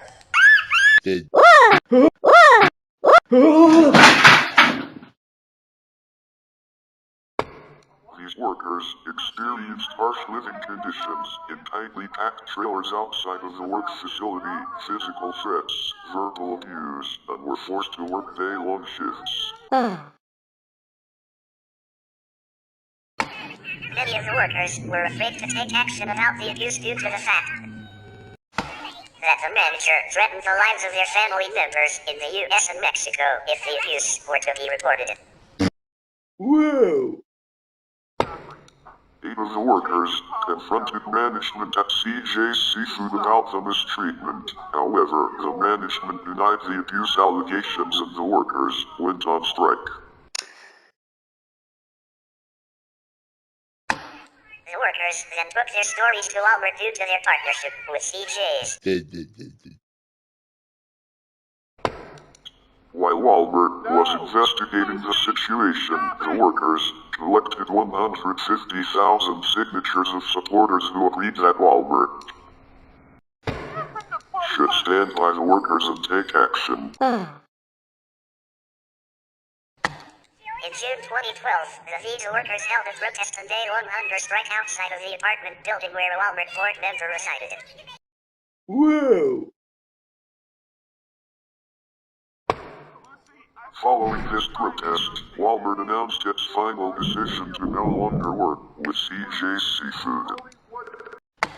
Less than a month later, the Department of Labor fined CJ Seafood approximately $460,000 in back pay, safety violations, wage and hour violations, civil damages, and fines for abuses to the H-2B program.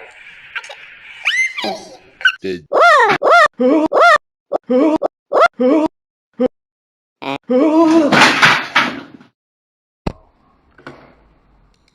company has been shut down.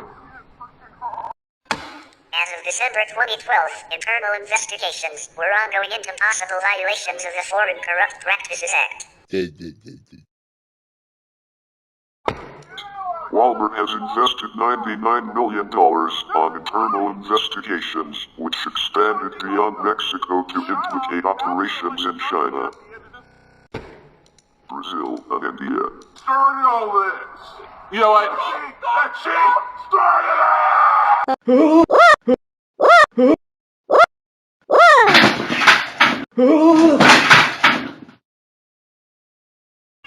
The case has added fuel to the debate as to whether foreign investment will result in increased prosperity, or if it merely allows local retail trade and economic policy to be taken over by foreign financial and corporate interests. You let me know. Sam's Club is a chain of warehouse clubs that sell groceries and general merchandise, often in bulk. William, get down here now.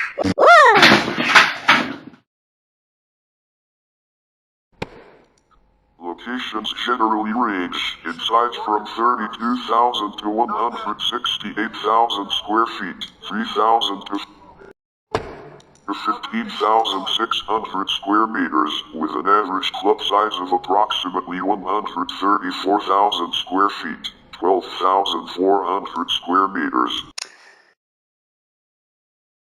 The first Sam's Club was opened by Walmart, incorporated in 1983 in Midwest City, Oklahoma under the name Sam's Wholesale Club. William!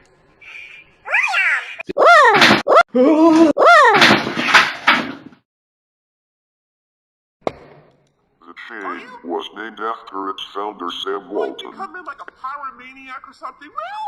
William! As of January 31, 2022, Sam's Club operated 600 membership warehouse clubs and accounted for 11.3% of Walmart's revenue at $57.839 billion in fiscal year 2019. What are you doing?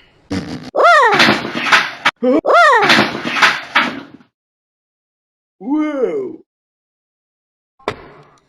Catherine McClay is the president and CEO. Paste in In San Bruno, California, Walmart's global e-commerce division provides online retailing for Walmart, Sam's Club, Asda, and all other international brands.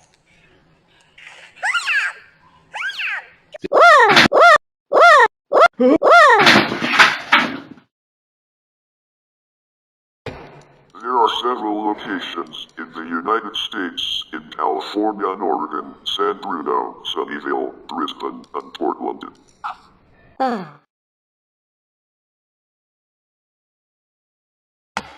Locations outside of the United States include Shanghai, China, Leeds, United Kingdom, and Bangalore, India. About 40% of products sold in Walmart are private labels, which are produced for the company through contracts with manufacturers. Someone's gonna call the police.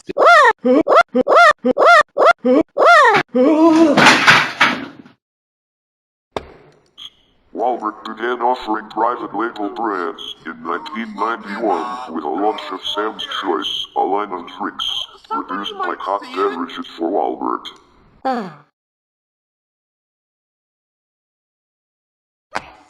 Sam's Choice quickly became popular and by 1993 was the third most popular beverage brand in the United States. I'm not marked for this. This is ridiculous. Other Walmart brands include Great Value on Equate in the US and Canada and Smart Price in Britain.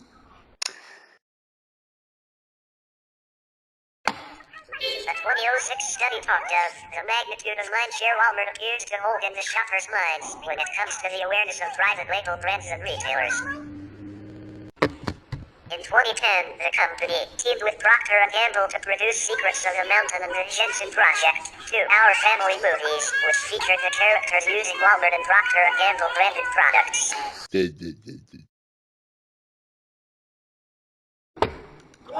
Jensen Project also featured a preview of a product to be released in several months in Walmart stores.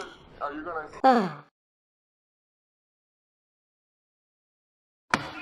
A third movie, A Walk in My Shoes, also aired in 2010 and a fourth is in production. Walmart's Director of Brand Marketing also serves as co-chair of the Association of National Advertisers Alliance for Family Entertainment. In September 2016, Walmart purchased e-commerce company Jet.com, founded in 2014 by Mark Lord, to start competing with Amazon.com.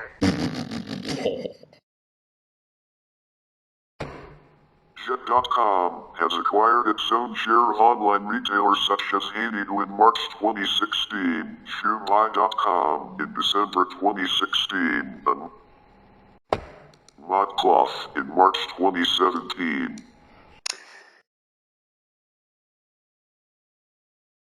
Walmart also acquired Parcel, a delivery service in New York, on September 29, 2017.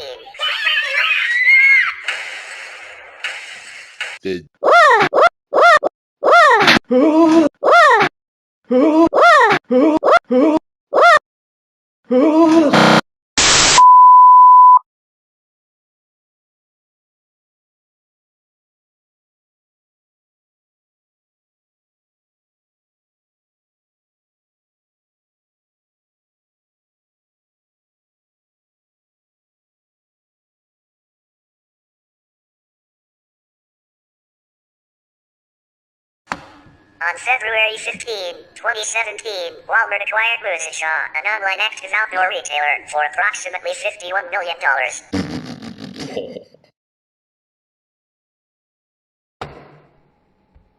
Musenshaw brought with it partnerships with more than 400 brands, including Patagonia, The North Face, Marmot, and Arc'teryx. Get freaking loud!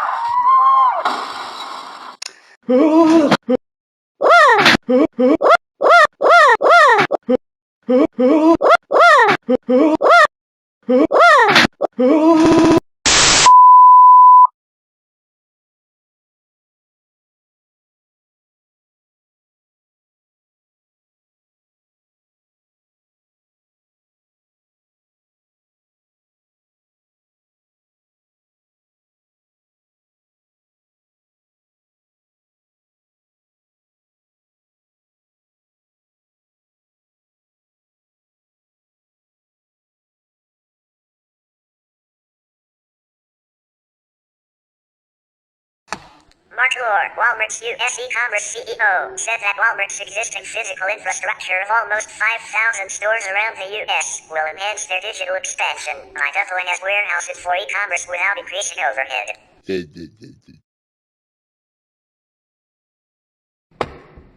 As of 2017, Walmart offers in-store pickup for online orders at 1,000 stores, with plans to eventually expand the service to all of its stores. On May 9, 2018, Walmart announced its intent to acquire a 77% controlling stake in the Indian e-commerce website Flipkart for $16 billion, beating bids by Amazon.com. Subject to regulatory approval. Following its completion, the website's management will report to Mark Lore. Completion of the deal was announced on August 18, 2018. The company's partnership with subscription service Kitbox was announced on April 16, 2019. Walmart is headquartered in the Walmart Home Office Complex in Bentonville, Arkansas. The company's business model is based on selling a wide variety of general merchandise at low prices. Doug McMillan became Walmart's CEO on February 1, 2014. He has also worked as the head of Sam's Club and Walmart International. The company refers to its employees as associates. All Walmart stores in the US and Canada also have designated greeters at the entrance, a practice pioneered by Sam Walton and later imitated by other retailers. Greeters are trained to help shoppers find what they want and answer their questions. For many years, associates were identified in the store by their signature blue vest, but this practice was discontinued in June 2007 and replaced with khaki pants and polo shirts.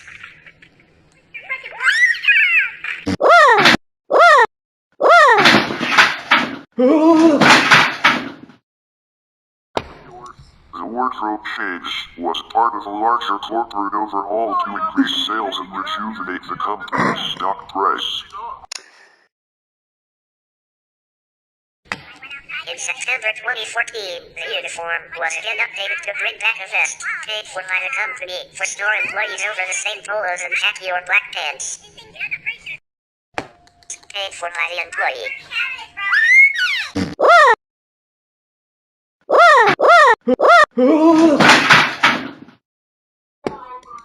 The vest is navy blue for Walmart employees at super centers and discount stores, lime green for Walmart neighborhood market employees, and yellow for self-checkout associates, door greeters, and customer service managers.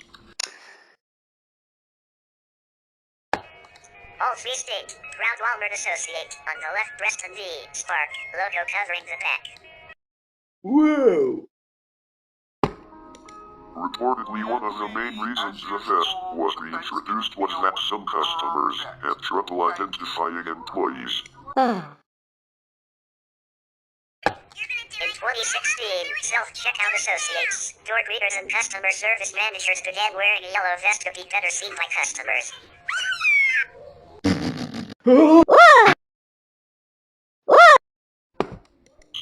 By requiring employees to wear uniforms that are made up of standard streetwear, Walmart is not required to purchase the uniforms or reimburse employees, which are required in some states, as long as that clothing can be worn elsewhere.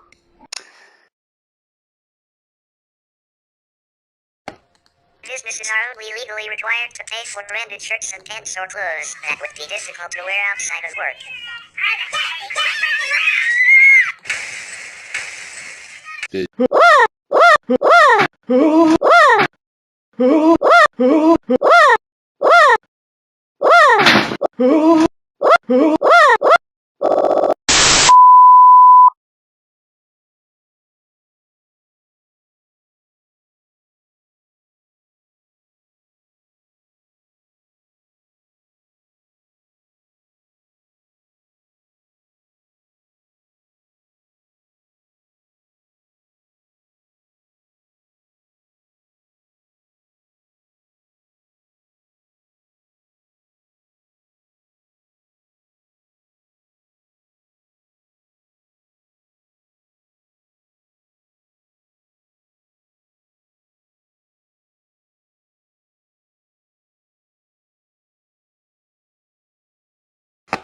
Unlike many other retailers, Walmart does not charge slotting fees to suppliers for their products to appear in the store.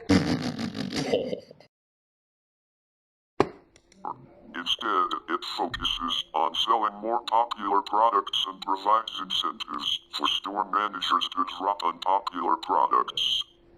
From 2006 to 2010, the company eliminated its layaway program. In 2011, the company revised its layaway program. Walmart introduced its site-to-store program in 2007 after testing the program since 2004 on a limited basis. The program allows Walmart.com customers to buy goods online with a free shipping option and have goods shipped to the nearest store for pickup. On September 15, 2017, Walmart announced that it would build a new headquarters in Bentonville to replace its current 1971 building and consolidate operations that have spread out to 20 different buildings throughout Bentonville. According to Watchdog Group documented in 2020, Walmart contributed $140,000 to the Rule of Law Defense Fund, a fundraising arm of the Republican Attorneys General Association. For the fiscal year ending January 31, 2019, Walmart reported net income of $6.67 billion on $514.405 billion of revenue.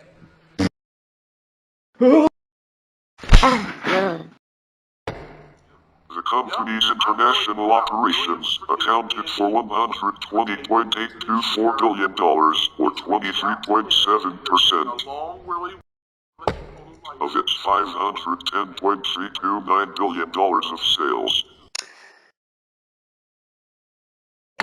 Walmart is the world's 29th largest public corporation, according to the Forbes Global 2000 list, and the largest public corporation when ranked by revenue.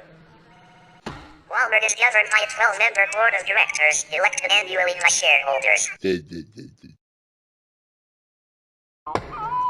Gregory D. Penner, son-in-law of Samuel Robson Walton and the grandson-in-law of Sam Walton, serves as chairman of the board.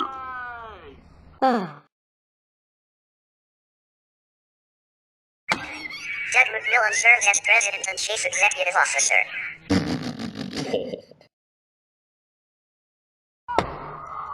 Current members of the board are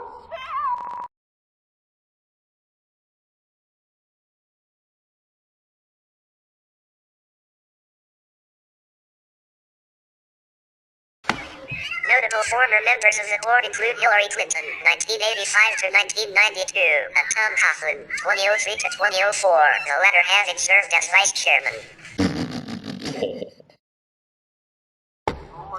Clinton left the board before the 1992 U.S. presidential election, and Coughlin left in December 2005 after pleading guilty to wire fraud and tax evasion for stealing hundreds of thousands of dollars from Walmart.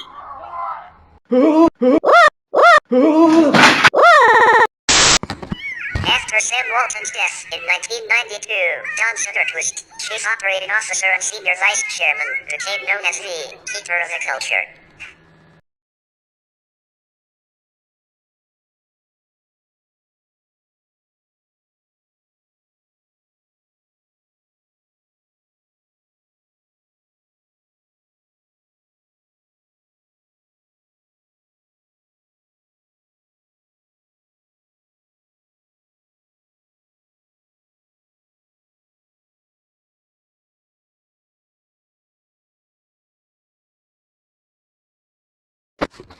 Walmart Incorporated is a Delaware, domiciled joint stock company registered with the U.S. Securities and Exchange Commission with its registered office located in Wolters Kluwer's Corporation Trust Center in Wilmington. As of March 2017, it has 3,292,377,090 outstanding shares. These are held mainly by the Walton family, a number of institutions and funds.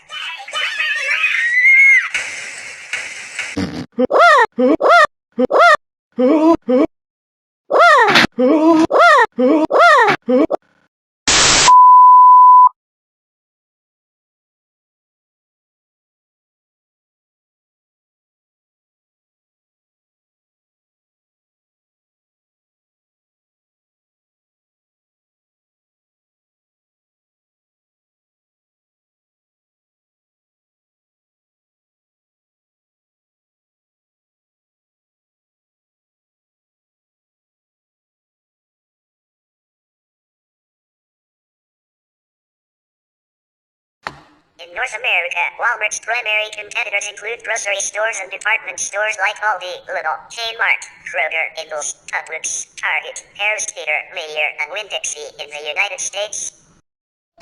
Hudson's Bay, Loblaw retail stores, Sobeys, Metro, and Giant Tiger in Canada, and Commercial Mexicana and Soriana in Mexico. Competitors of Walmart's Sam's Club division are Costco and the smaller BJ's Wholesale Club chain. Walmart's move into the grocery business in the late 1990s set it against major supermarket chains in both the United States and Canada. Several smaller retailers, primarily dollar stores, such as Family Dollar and Dollar General, have been able to find a small niche market and compete successfully against Walmart. In 2004, Walmart responded by testing its own dollar store concept, a subsection of some stores called pennies and cents. Walmart also had to face fierce competition in some foreign markets. For example, in Germany it had captured just 2% of the German food market following its entry into the market in 1997 and remained a secondary player behind Aldi with 19%. Walmart continues to do well in the UK, where it says the subsidiary is the second largest retailer. In May 2006, after entering the South Korean market in 1998, Walmart sold all 16 of its South Korean outlets to Shinsegae, a local retailer, for $882 million. Shinsegae rebranded the Walmarts as E-Mart stores. Walmart struggled to export its brand elsewhere as it rigidly tried to reproduce its model overseas. In China, Walmart hopes to succeed by adapting and doing things preferable to Chinese citizens.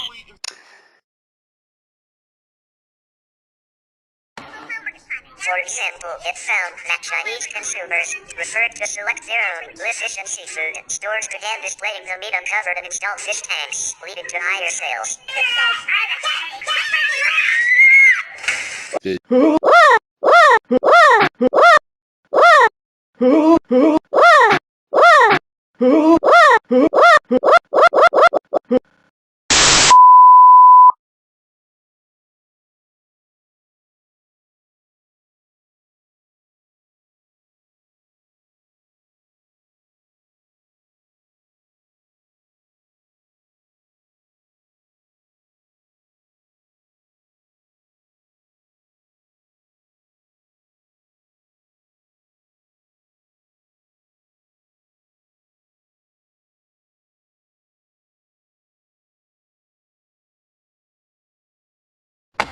Walmart customers cite low prices as the most important reason for shopping there.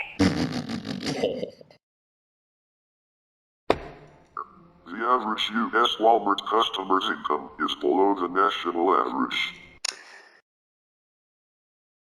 A 2006 Walmart report also indicated that Walmart customers are sensitive to higher utility costs and gas prices. A poll indicated that after the 2004 U.S. presidential election, 76% of voters who shopped at Walmart once a week voted for George Walker Bush, while only 23% supported Senator John Kerry. When measured against similar retailers in the U.S., frequent Walmart shoppers were rated the most politically conservative. Thus, as of 2014, the majority, 54% of Americans who prefer shopping at Walmart report that they oppose same-sex marriage, while 40% are in favor of it. Due to its prominence in the Bible Belt, Walmart is known for its tradition of tailoring its service to church-going customers.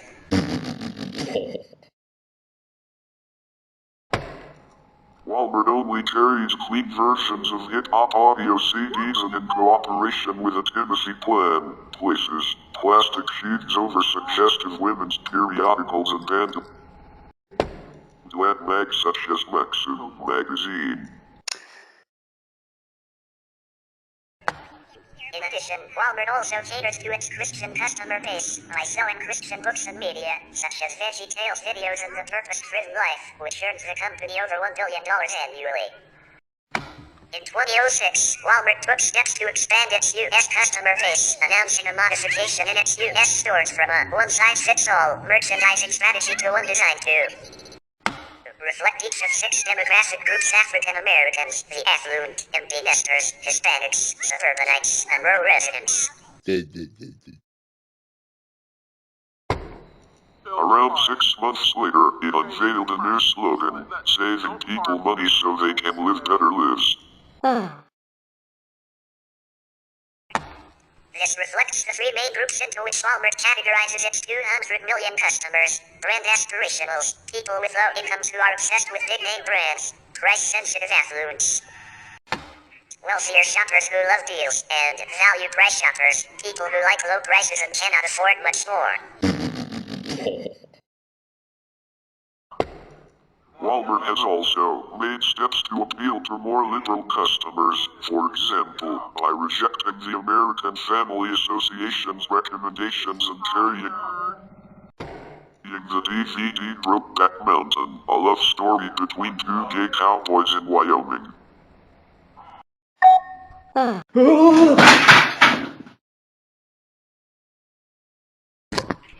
Walmart stopped selling handguns in all U.S. states except for Alaska in 1993. In 2018, Walmart stopped selling guns and ammunition to persons younger than 21, following a similar move by Dick's Sporting Goods on the same day. In the same year, Walmart stopped selling military-style rifles that were commonly used in mass shootings. As of 2019, Walmart was a major retailer of firearms and ammunition.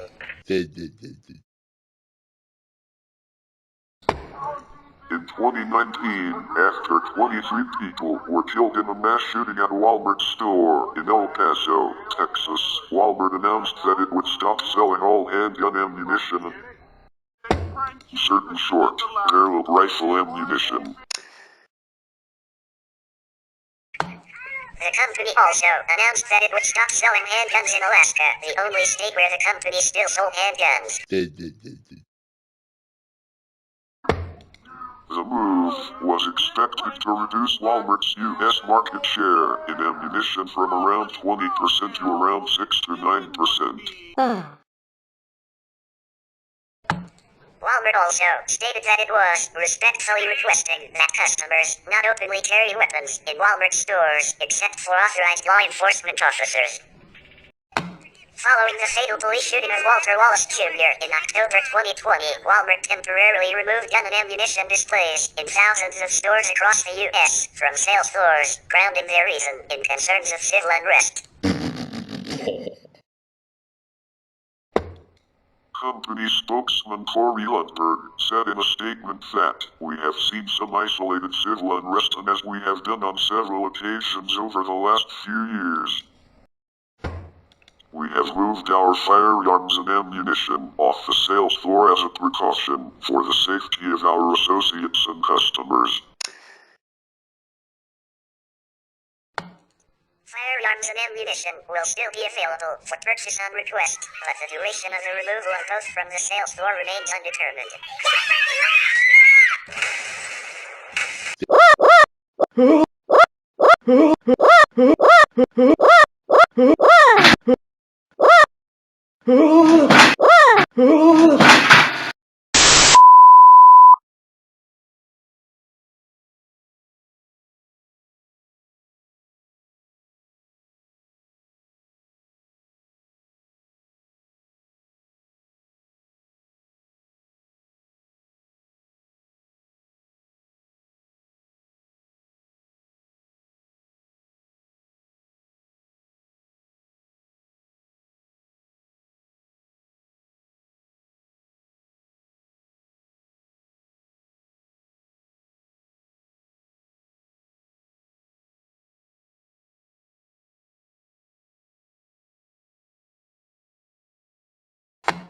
Many Walmart technology projects are coded in the open and available through the Walmart Labs GitHub repository as open source software under the OSI approved Apache v2.0 license. As of November 2016, 141 public GitHub projects are listed.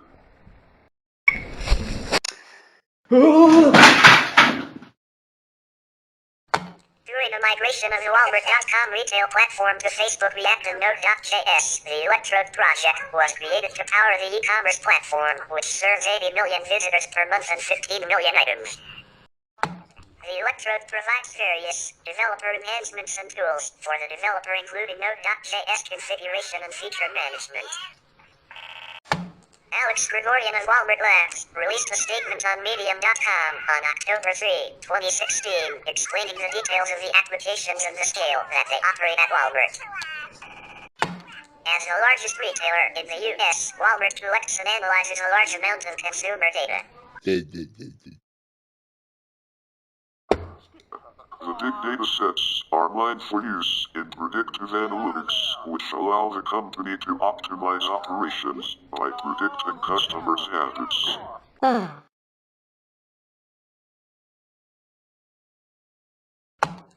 Walmart's data center is unofficially referred to as Area 71. In April 2011, Walmart acquired Cosmos to develop software for analyzing real-time data streams. In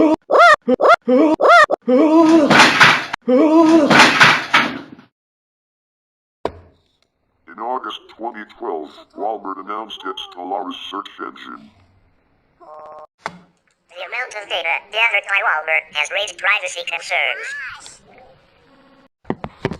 In 2016, Walmart began a drive to automate much of the cash handling process. Walmart began replacing employees who count currency by hand with machines that count 8 bills per second and 3,000 coins a minute. The processing machines, located in the back of stores, allow cashiers to process the money for electronic depositing. Sam Walton believed that the company's contribution to society was the fact that it operated efficiently, thereby lowering the cost of living for customers, and therefore, in that sense, was a powerful force for good, despite his refusal to contribute cash to philanthropic causes.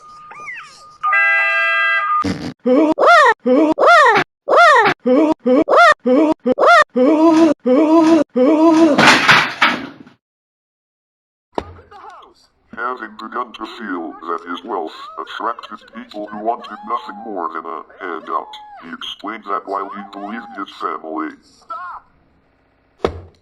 had been fortunate and wished to use his wealth to aid worthy causes like education, they could not be expected to solve every personal problem that comes to their attention.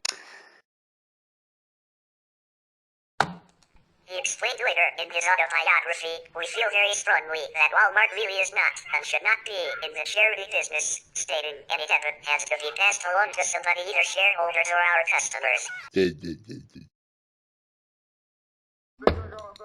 Since Sam Walton's death in 1992, however, Walmart and the Walmart Foundation dramatically increased charitable giving. For example, in 2005, Walmart donated $20 million in cash and merchandise for Hurricane Katrina relief, and in 2020 they committed $25 million to organizations on the front lines of the COVID-19 pandemic response.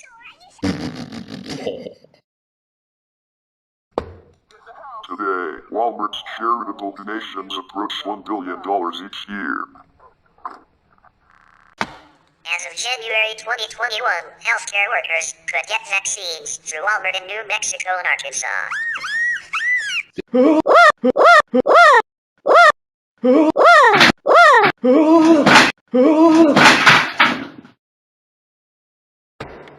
Walmart planned to offer vaccines in Georgia, Indiana, Louisiana, Maryland, New Jersey, South Carolina, Texas, Chicago, and Puerto Rico, with a target of delivering between 10 million and 13 million doses per month at full capacity. It says, get freaking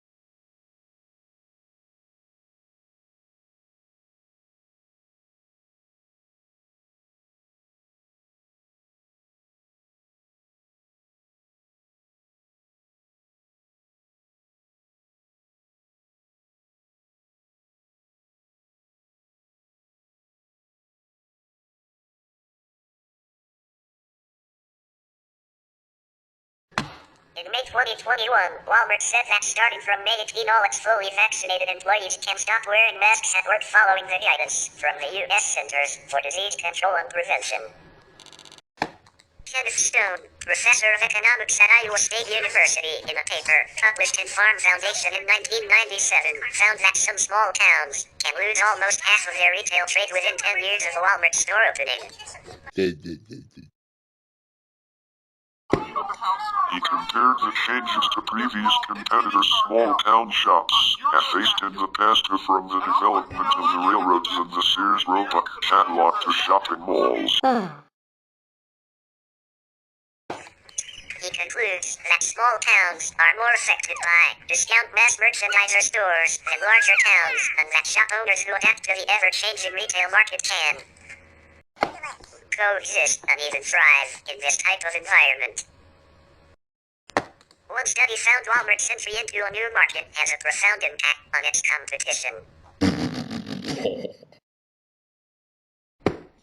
When the Walmart opens in a new market, median sales drop 40% at similar high-volume stores, 17% at supermarkets, and 6% at drugstores. According to a June 2009 study by researchers at several universities and led by the Tuck School of Business at Dartmouth College. A Loyola University Chicago study suggested that the impact a Walmart store has on a local business is correlated to its distance from that store. The leader of that study admits that this factor is stronger in smaller towns and doesn't apply to more urban areas, saying it'd be so tough to nail down what's up with Walmart. These findings are underscored by another study conducted in 2009 by the National Bureau of Economics that showed large negative effects for competing businesses within 5 to 10 miles, 8 to 16 kilometers of the newly opening big box retailer. This same study also found that the local retailers experience virtually no benefit. Walmart's negative effects on local retailers may be partially explained by studies that find that local firms reinvest nearly 63% more of profits in other local businesses compared to chain retailers, as found by the Maine Center of Economic Policy in 2011.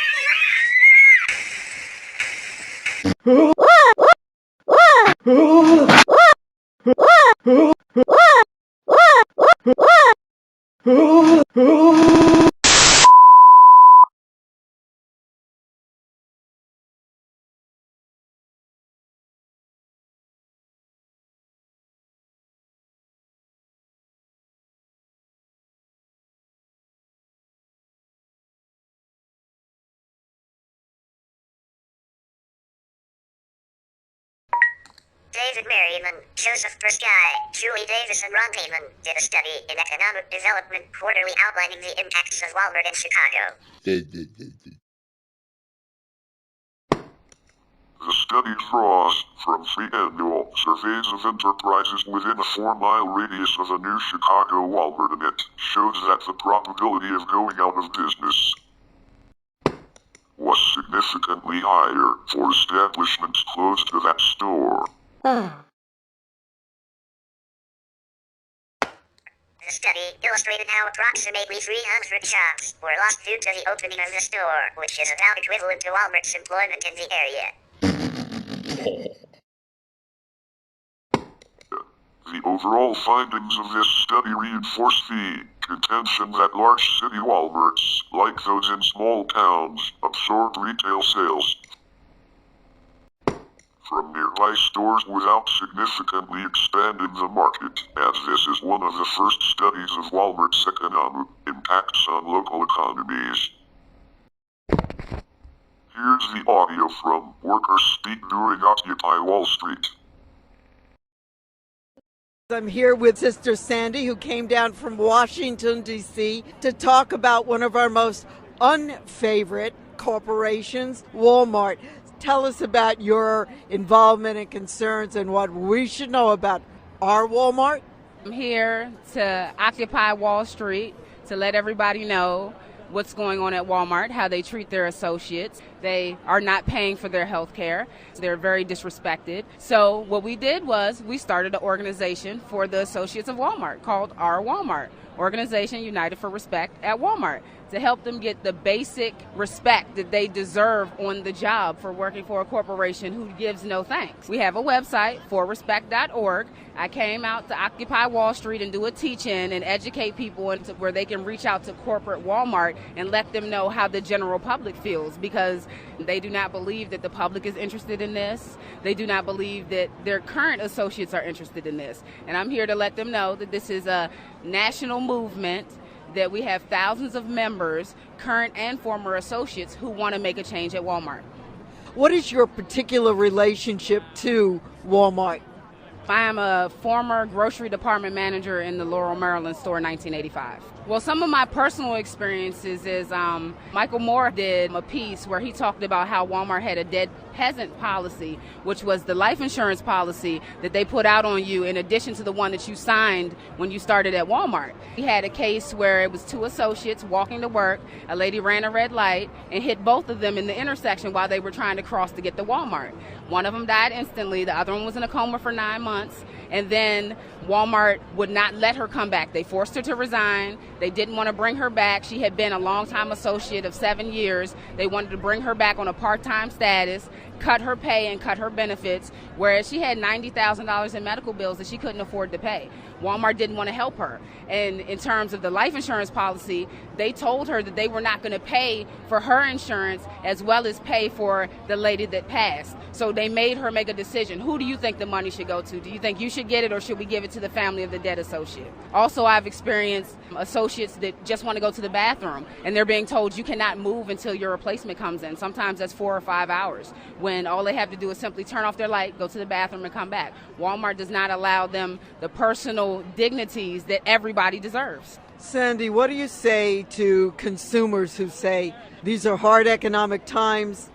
There seem to be consumer bargains, so how do I get away from an area where there is Walmart in terms of being a consumer and shopping? I mean, what do we say to the consumer? I say to the consumer, please do not stop shopping at Walmart, because you will put the associates out of work. But let Walmart know that the community is watching them and they want some accountability as well. The community wants you to treat your associates better. What can you tell us about the issue of sexual harassment? Well, I feel that it does go on. I've heard stories inside my store that things like this does happen, and pretty much Walmart puts pressure on the victim of those crimes and try to sweep it underneath the rug. I think that they should investigate every claim that they get seriously and then try to find an effective way to deal with it, not just sweep it under the rug or try to pay somebody off. So you're here at Occupy Wall Street, which is growing by leaps and bounds in a myriad of ways. And what are you doing down here in New York rather than in Washington, sister? Well, I was here to occupy Wall Street with my fellow brothers and sisters out here in the cold and to spread the message of hope to the Walmart associates who are scared, who are intimidated, who are being told that they cannot speak with us, even though they have the freedom of assembly. If you could talk about Avon at work, you can talk about our Walmart at work. To let them know, do not be scared of this big corporation because it's strength in numbers, and that's the only way we're going to change it from the inside. Welcome to New York, my sister. Thank you very much. I enjoy it even though it's brisk out here. We heard from one of the former Walmart associates, but let's talk about some of the things that were directed at the corporation, which, what do you know, has a headquarter in New York and is trying to set up a mega store in New York. So who are you and what's been happening at the headquarters? My name is Stephanie Yazji. I'm the Coalition Director for Walmart Free NYC. Last time we had a teach-in here, we had an action at a Walmart office, which is located up by 34th Street. About a week after the action that we had there, Walmart associates were trying to go up, speak with folks. They wouldn't let them in the building. They closed the office. So we, instead of creating jobs, which is what they say they want to come here and do, we lost 275 jobs. They moved them back to Bentonville. We have concerns about the retailer coming into New York, and we continue to have great actions like this one today, this teach-in, and we continue with our public outreach. So you also are fairly convinced that Walmart doesn't belong in this city. Tell us a little bit about the corporate interest, the nature of the profits, what you know about Walmart, the institution. Walmart had their sights set on an urban expansion plan now because they need to expand into urban markets since they saturated suburban and rural markets. With their intended growth into the cities, we have seen that, for example, in Chicago, when a Walmart store opened up there, 82 small businesses, which is about 25% of the small businesses surrounding that Walmart, closed. We're concerned that they're going to have a similar impact here in New York. A recent study that was just put out by Align noted that if Walmart tries to achieve the same market share here, which is about 21%, in New York City, that means 159 stores of various formats. So they'll have the super centers, they could have now the smaller express stores, which is in more experimental format, and also medium-sized stores all over the 5 boroughs. If one store is cited in New York, we're afraid it's going to open the floodgates for many, many more, which would impact communities and small businesses in a negative way. Tiffany Jones from East New York, which is located in Brooklyn. So tell us about your experience and your concerns about Walmart, particularly since one of the locations that they wanted to bring Walmart was to East New York, which happens to also be the 3rd poorest neighborhood, at least Brownsville, in the city of New York. Well, we don't want it. The property in which they want to build this Walmart, there's other ways that can be utilized. We can have parks and recreation. We need that for the children. Right across the street is projects. They can also build affordable housing there.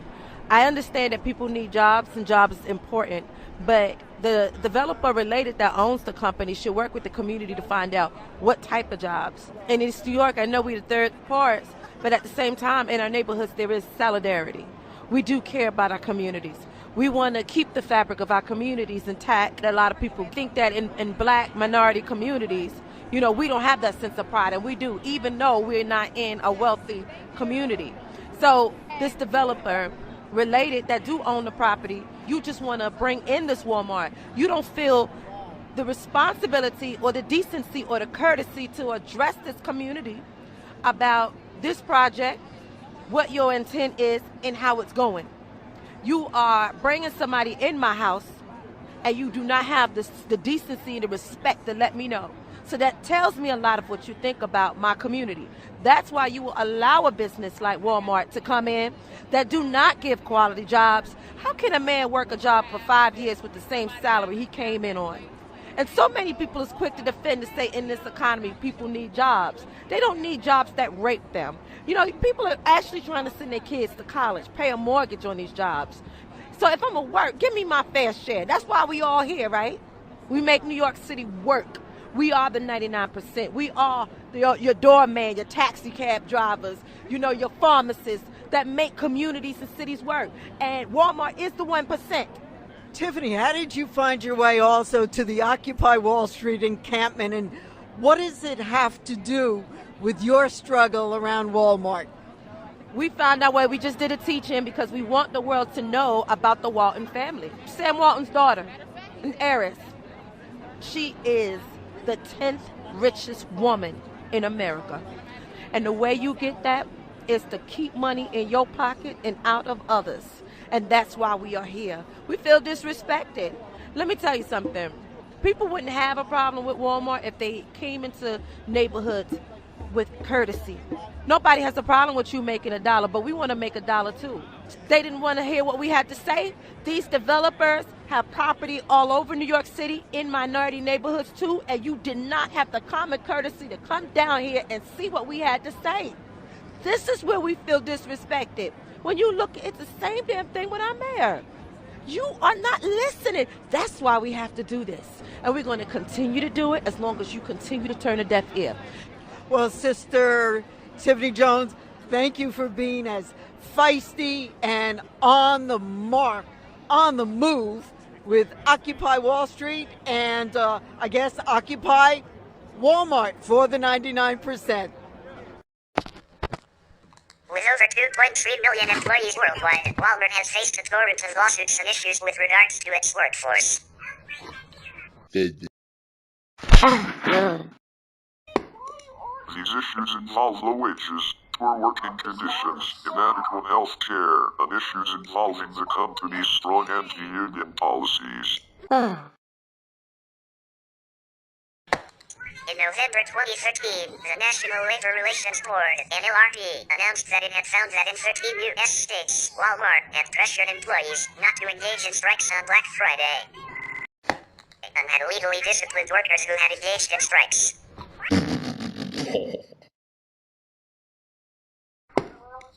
Critics point to Walmart's high turnover rate as evidence of an unhappy workforce, although other factors may be involved.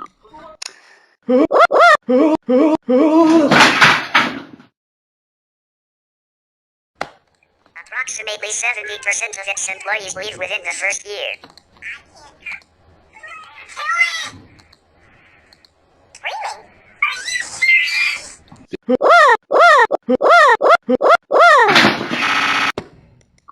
Despite this turnover rate, the company is still able to affect unemployment rates. You hit the controller! William!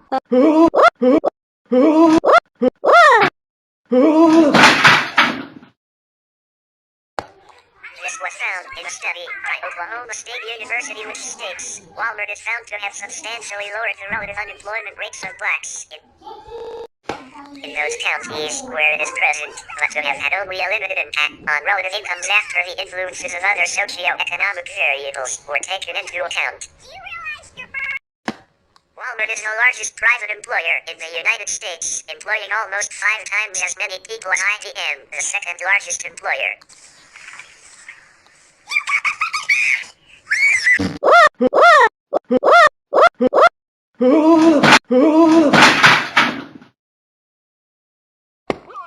Walmart employs more African Americans than any other private employer in the United States.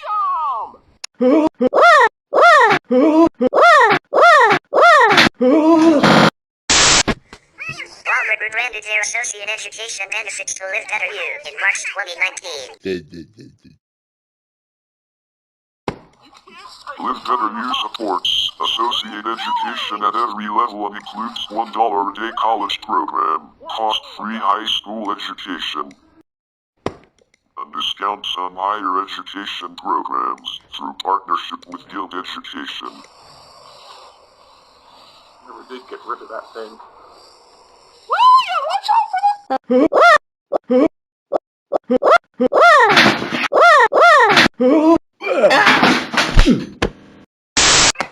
In April 2019, Walmart Incorporated announced plans to extend the use of robots in stores in order to improve and monitor inventory, clean floors and unload trucks, part of the company's effort to lower its labor costs.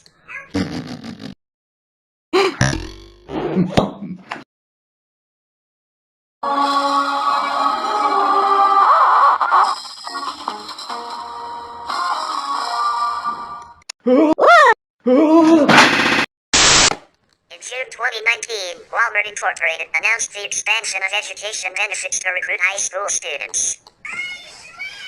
The incentives include flexible work schedules, free Saturn Act preparation courses, up to 7 hours of free college credit, and a debt-free college degree in 3 fields from 6 nonprofit universities.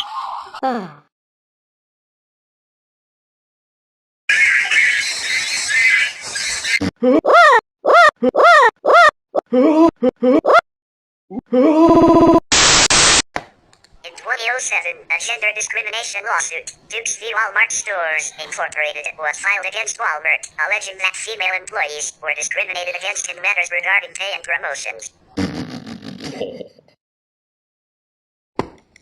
A class action suit was sought, which would have been the nation's largest in history, covering 1.5 million past and current employees.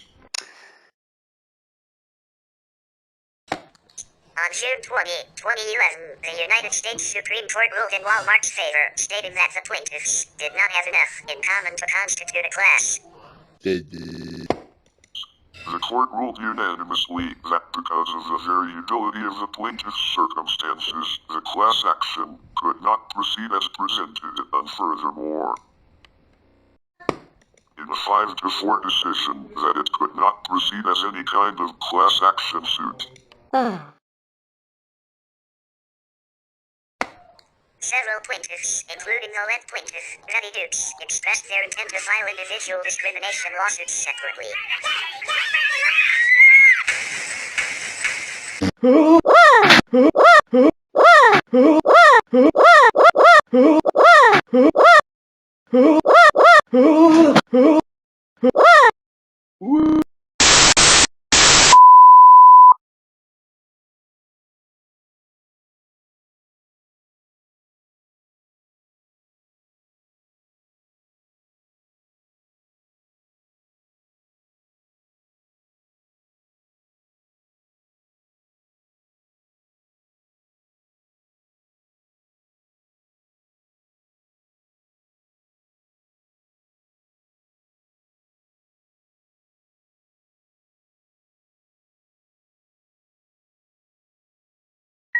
According to a consultant hired by plaintiffs in a sex discrimination lawsuit, in 2001, Walmart's Equal Employment Opportunity Commission filings showed that female employees made up 65% of Walmart's hourly paid workforce, but only 33% of its management.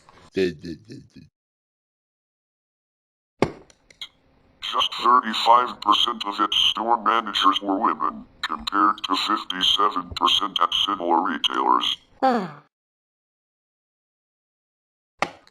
Walmart says comparisons with other retailers are unfair because it classifies employees differently. If department managers were included in the totals, women would make up 60% of the managerial ranks.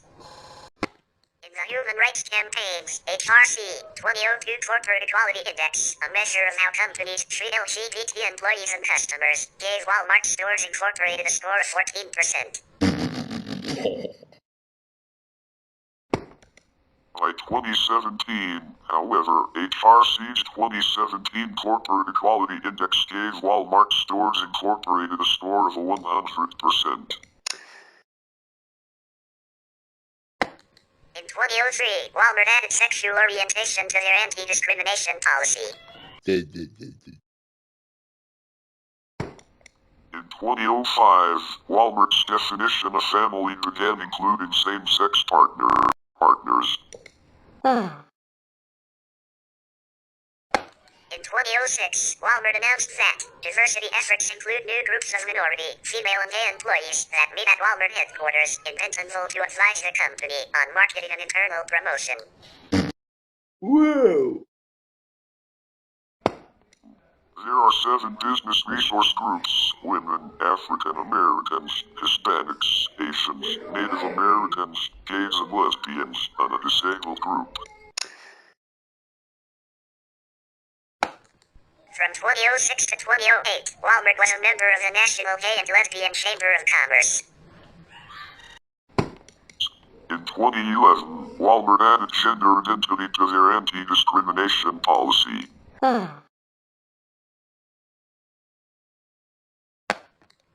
Walmart's anti-discrimination policies allow associates to use restroom facilities that correspond with their gender identity and gender expression.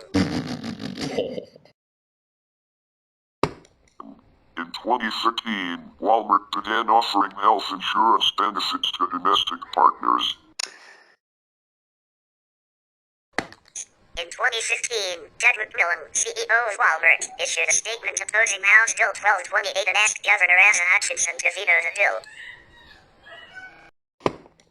In 2016, Walmart added full health care benefits to its transgender employees. Walmart has been subject to criticism from various groups and individuals, including labor unions, community groups, grassroots organizations, religious organizations, environmental groups, firearm groups, and the company's own customers and employees. They have protested against the company's policies and business practices, including charges of racial and gender discrimination. Other areas of criticism include the company's foreign product sourcing, treatment of suppliers, employee compensation and working conditions, environmental practices, the use of public subsidies, the company's security policies, and slavery. Walmart denies doing anything wrong and maintains that low prices are the result of efficiency. That's right. In April 2016, Walmart announced that it plans to eliminate eggs from battery cages from its supply chain by 2025.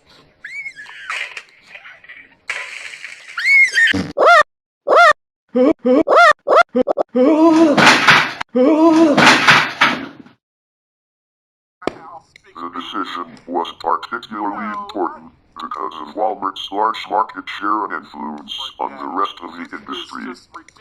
Now what? The move was praised by major animal welfare groups, but a poultry trade group representative expressed skepticism about the decision's impact. Walmart's cage-free eggs will not come from free-range producers, but rather industrial-scale farms, where the birds will be allotted between 1 and 1.5 square feet each. A stressful arrangement which can cause cannibalism. Unlike battery cages, the systems of Walmart's suppliers allow the hens to move around, but relative to battery cages they have higher hen mortality rates and present distinct environmental and worker health problems. In March 2018, Walmart was sued by former Director of Business Development Tri Hine for claims of reporting misleading e-commerce performance results in favor of the company. Sorry. Can't hide it. Hine stated the company's move was an attempt to regain lost ground to competitor I Amazon. don't trust him. In September 2018, Walmart was sued by Equal Employment Opportunity Commission alleging that Walmart denied requests from pregnant employees to limit heavy lifting. Stop. Oh my God. Where are we at?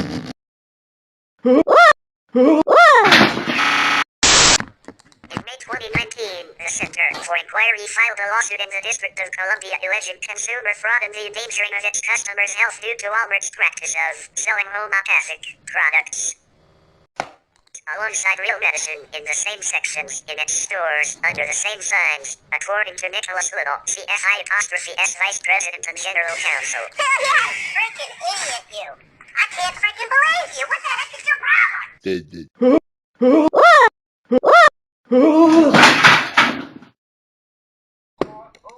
On May 20, 2020, District of Columbia Superior Court Judge Florence Pan dismissed CFI''S lawsuit, claiming that CFI had no standing as a consumer protection organization and failed to identify the specific actions on the part of Walmart that led to harm to consumers. CFI has challenged both of those arguments and is planning an appeal. In July 2019, the Walmart subreddit was flooded with pro-union memes in a protest to the firing of an employee who posted confidential material to the subreddit. Many of these posts were angry with Walmart, surveying its staff on the internet. The posting of the union content is in response to the aforementioned alleged anti-union position Walmart has taken in the past.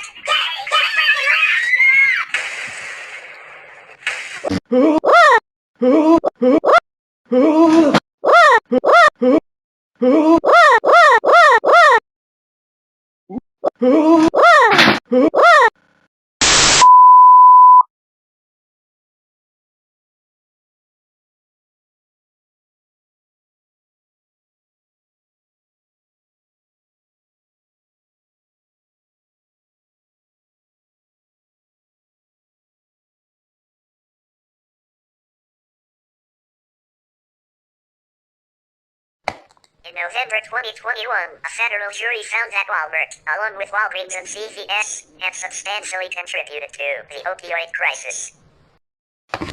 According to an August 2016 report by Bloomberg Business Week, aggressive cost-cutting decisions that began in 2000 when Lee Scott took over as CEO of the company led to a significant increase in crime in stores across the United States.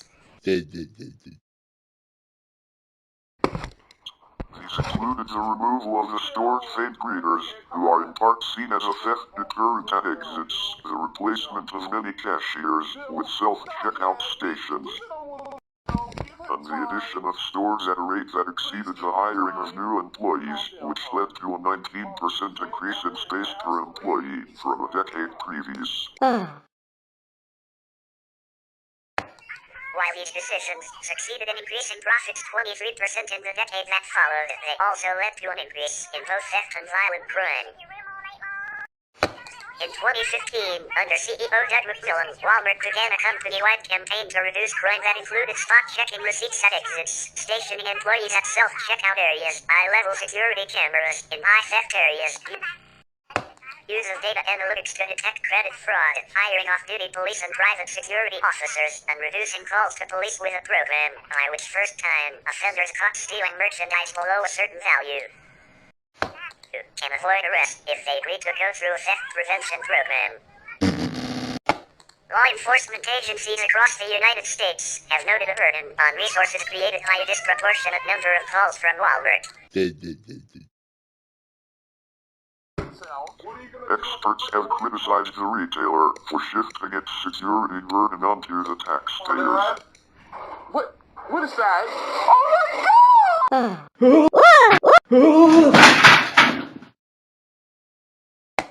Across 3 Florida counties, approximately 9,000 police calls were logged to 53 Walmart stores but resulted in only a few hundred arrests. In Granite Falls, North Carolina, 92% of larceny calls to local police were from the Walmart store there.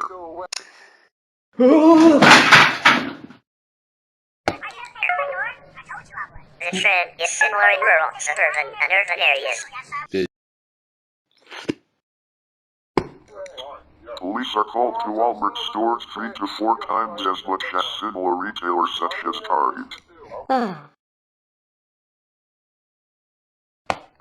Experts say the chain and its razor-thin profit margins rely heavily on police to protect its bottom line. Walmart Supercenters top the list of those most visited by police. It says, get freaking lost!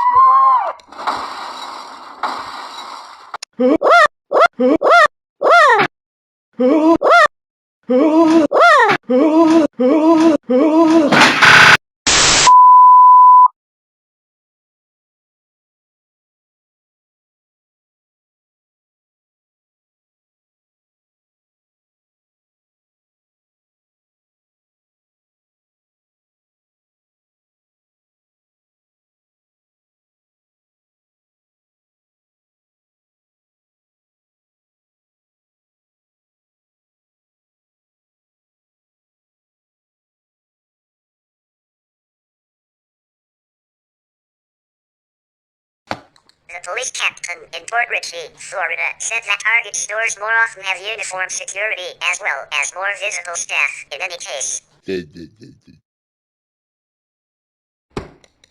Another comparison might be shopping malls, which often have security patrols and off-duty police officers. J.R. Roberts, a former director for risk management at Valor Security Services, which provides mall security, says, shopping centers all have security. They know it's an expense, but one they know pays dividends because people feel safer going to their stores. In addition to hundreds of thousands of petty crimes, more than 200 violent crimes, including attempted kidnappings, stabbings, shootings, and murders, occurred at the 4,500 Walmarts in the U.S. in 2016. In 2019, 23 people were killed in a mass shooting at a Walmart store in El Paso, Texas. On June 27, 2020, a shooting occurred at a Walmart distribution center in Red Bluff, California, United States. One employee was killed, 4 other employees were wounded, and the shooter was killed by officers. In April 2022, Walmart decided to take service dog paraphernalia out of stores and online, following an online petition to have them stop selling service dog vests. Before the breaking news, we would like to say a happy 2nd anniversary on the YouTube channel, which is first Tom and Ben News Wikipedia News Edition was on YouTube since February 2020.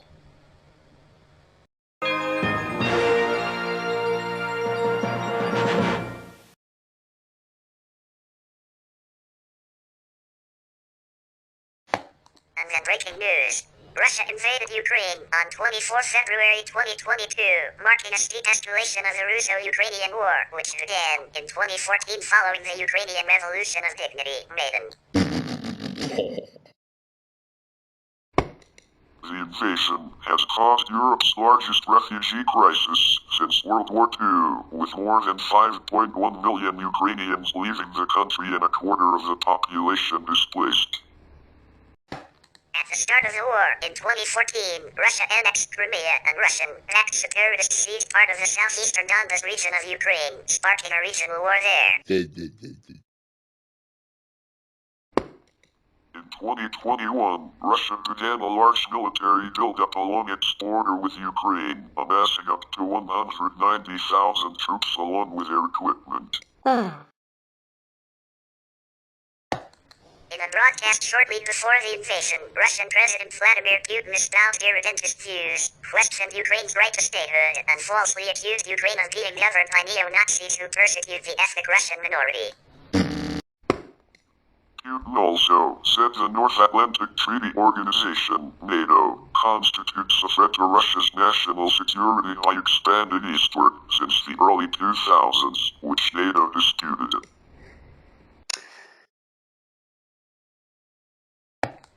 Russia demanded NATO cease expansion and bar Ukraine from ever joining the alliance permanently.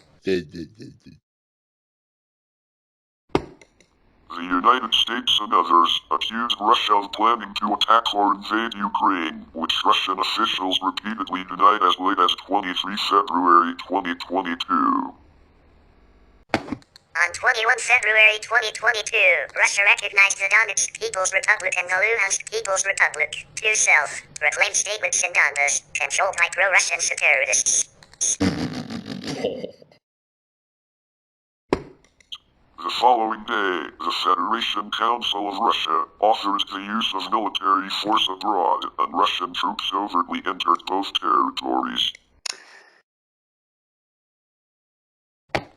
The invasion began on the morning of 24 February when Putin announced a special military operation to demilitarize and denazify Ukraine. Minutes later, missiles and airstrikes hit across Ukraine, including the capital Kyiv, shortly followed by a large ground invasion from multiple directions. In response, Ukrainian President Volodymyr Zelensky enacted martial law and general mobilization.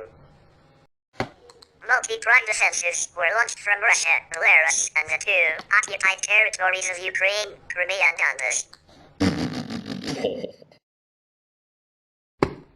The four major offensives are the Kyiv offensive, the northeastern Ukraine offensive, the eastern Ukraine offensive, and the southern Ukraine offensive.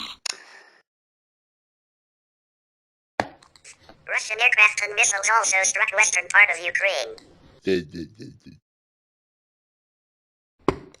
Russian forces have approached or besieged key settlements, including Chernihiv, Kharkiv, Kherson, Kyiv, Mariupol, and Sumy. But met stiff Ukrainian resistance and experienced logistical and operational challenges that hampered their progress. 3 weeks after launching the invasion, the Russian military had more success in the south, including a military occupation and de facto government occupation of the Kherson Oblast, while incremental gains or stalemates elsewhere forced them into attrition warfare, resulting in mounting civilian casualties. In late March 2022, Russian forces withdrew from the Kyiv region with a declared aim to refocus on Donbas, leaving behind devastated settlements and growing evidence of atrocities against civilians. The invasion has been widely condemned internationally as an act of aggression. The United Nations General Assembly adopted a resolution which demanded a full withdrawal of Russian forces. The International Court of Justice ordered Russia to suspend military operations and the Council of Europe expelled Russia. Many countries imposed new sanctions which have affected the economies of Russia and the world and provided humanitarian and military aid to Ukraine. Protests occurred around the world. Those in Russia have been met with mass arrests and increased media censorship, including banning the use of the words war and invasion. Numerous companies withdrew their products and services from Russia and Belarus, and Russian state-funded media were banned from broadcasting and removed from online platforms. The International Criminal Court opened an investigation into war crimes that occurred in Ukraine since the 2013 to 2014 Revolution of Dignity through to war crimes in the 2022 invasion. We are now playing a national anthem of Ukraine. Pray and peace for all hearts, souls, and histories to Ukrainians.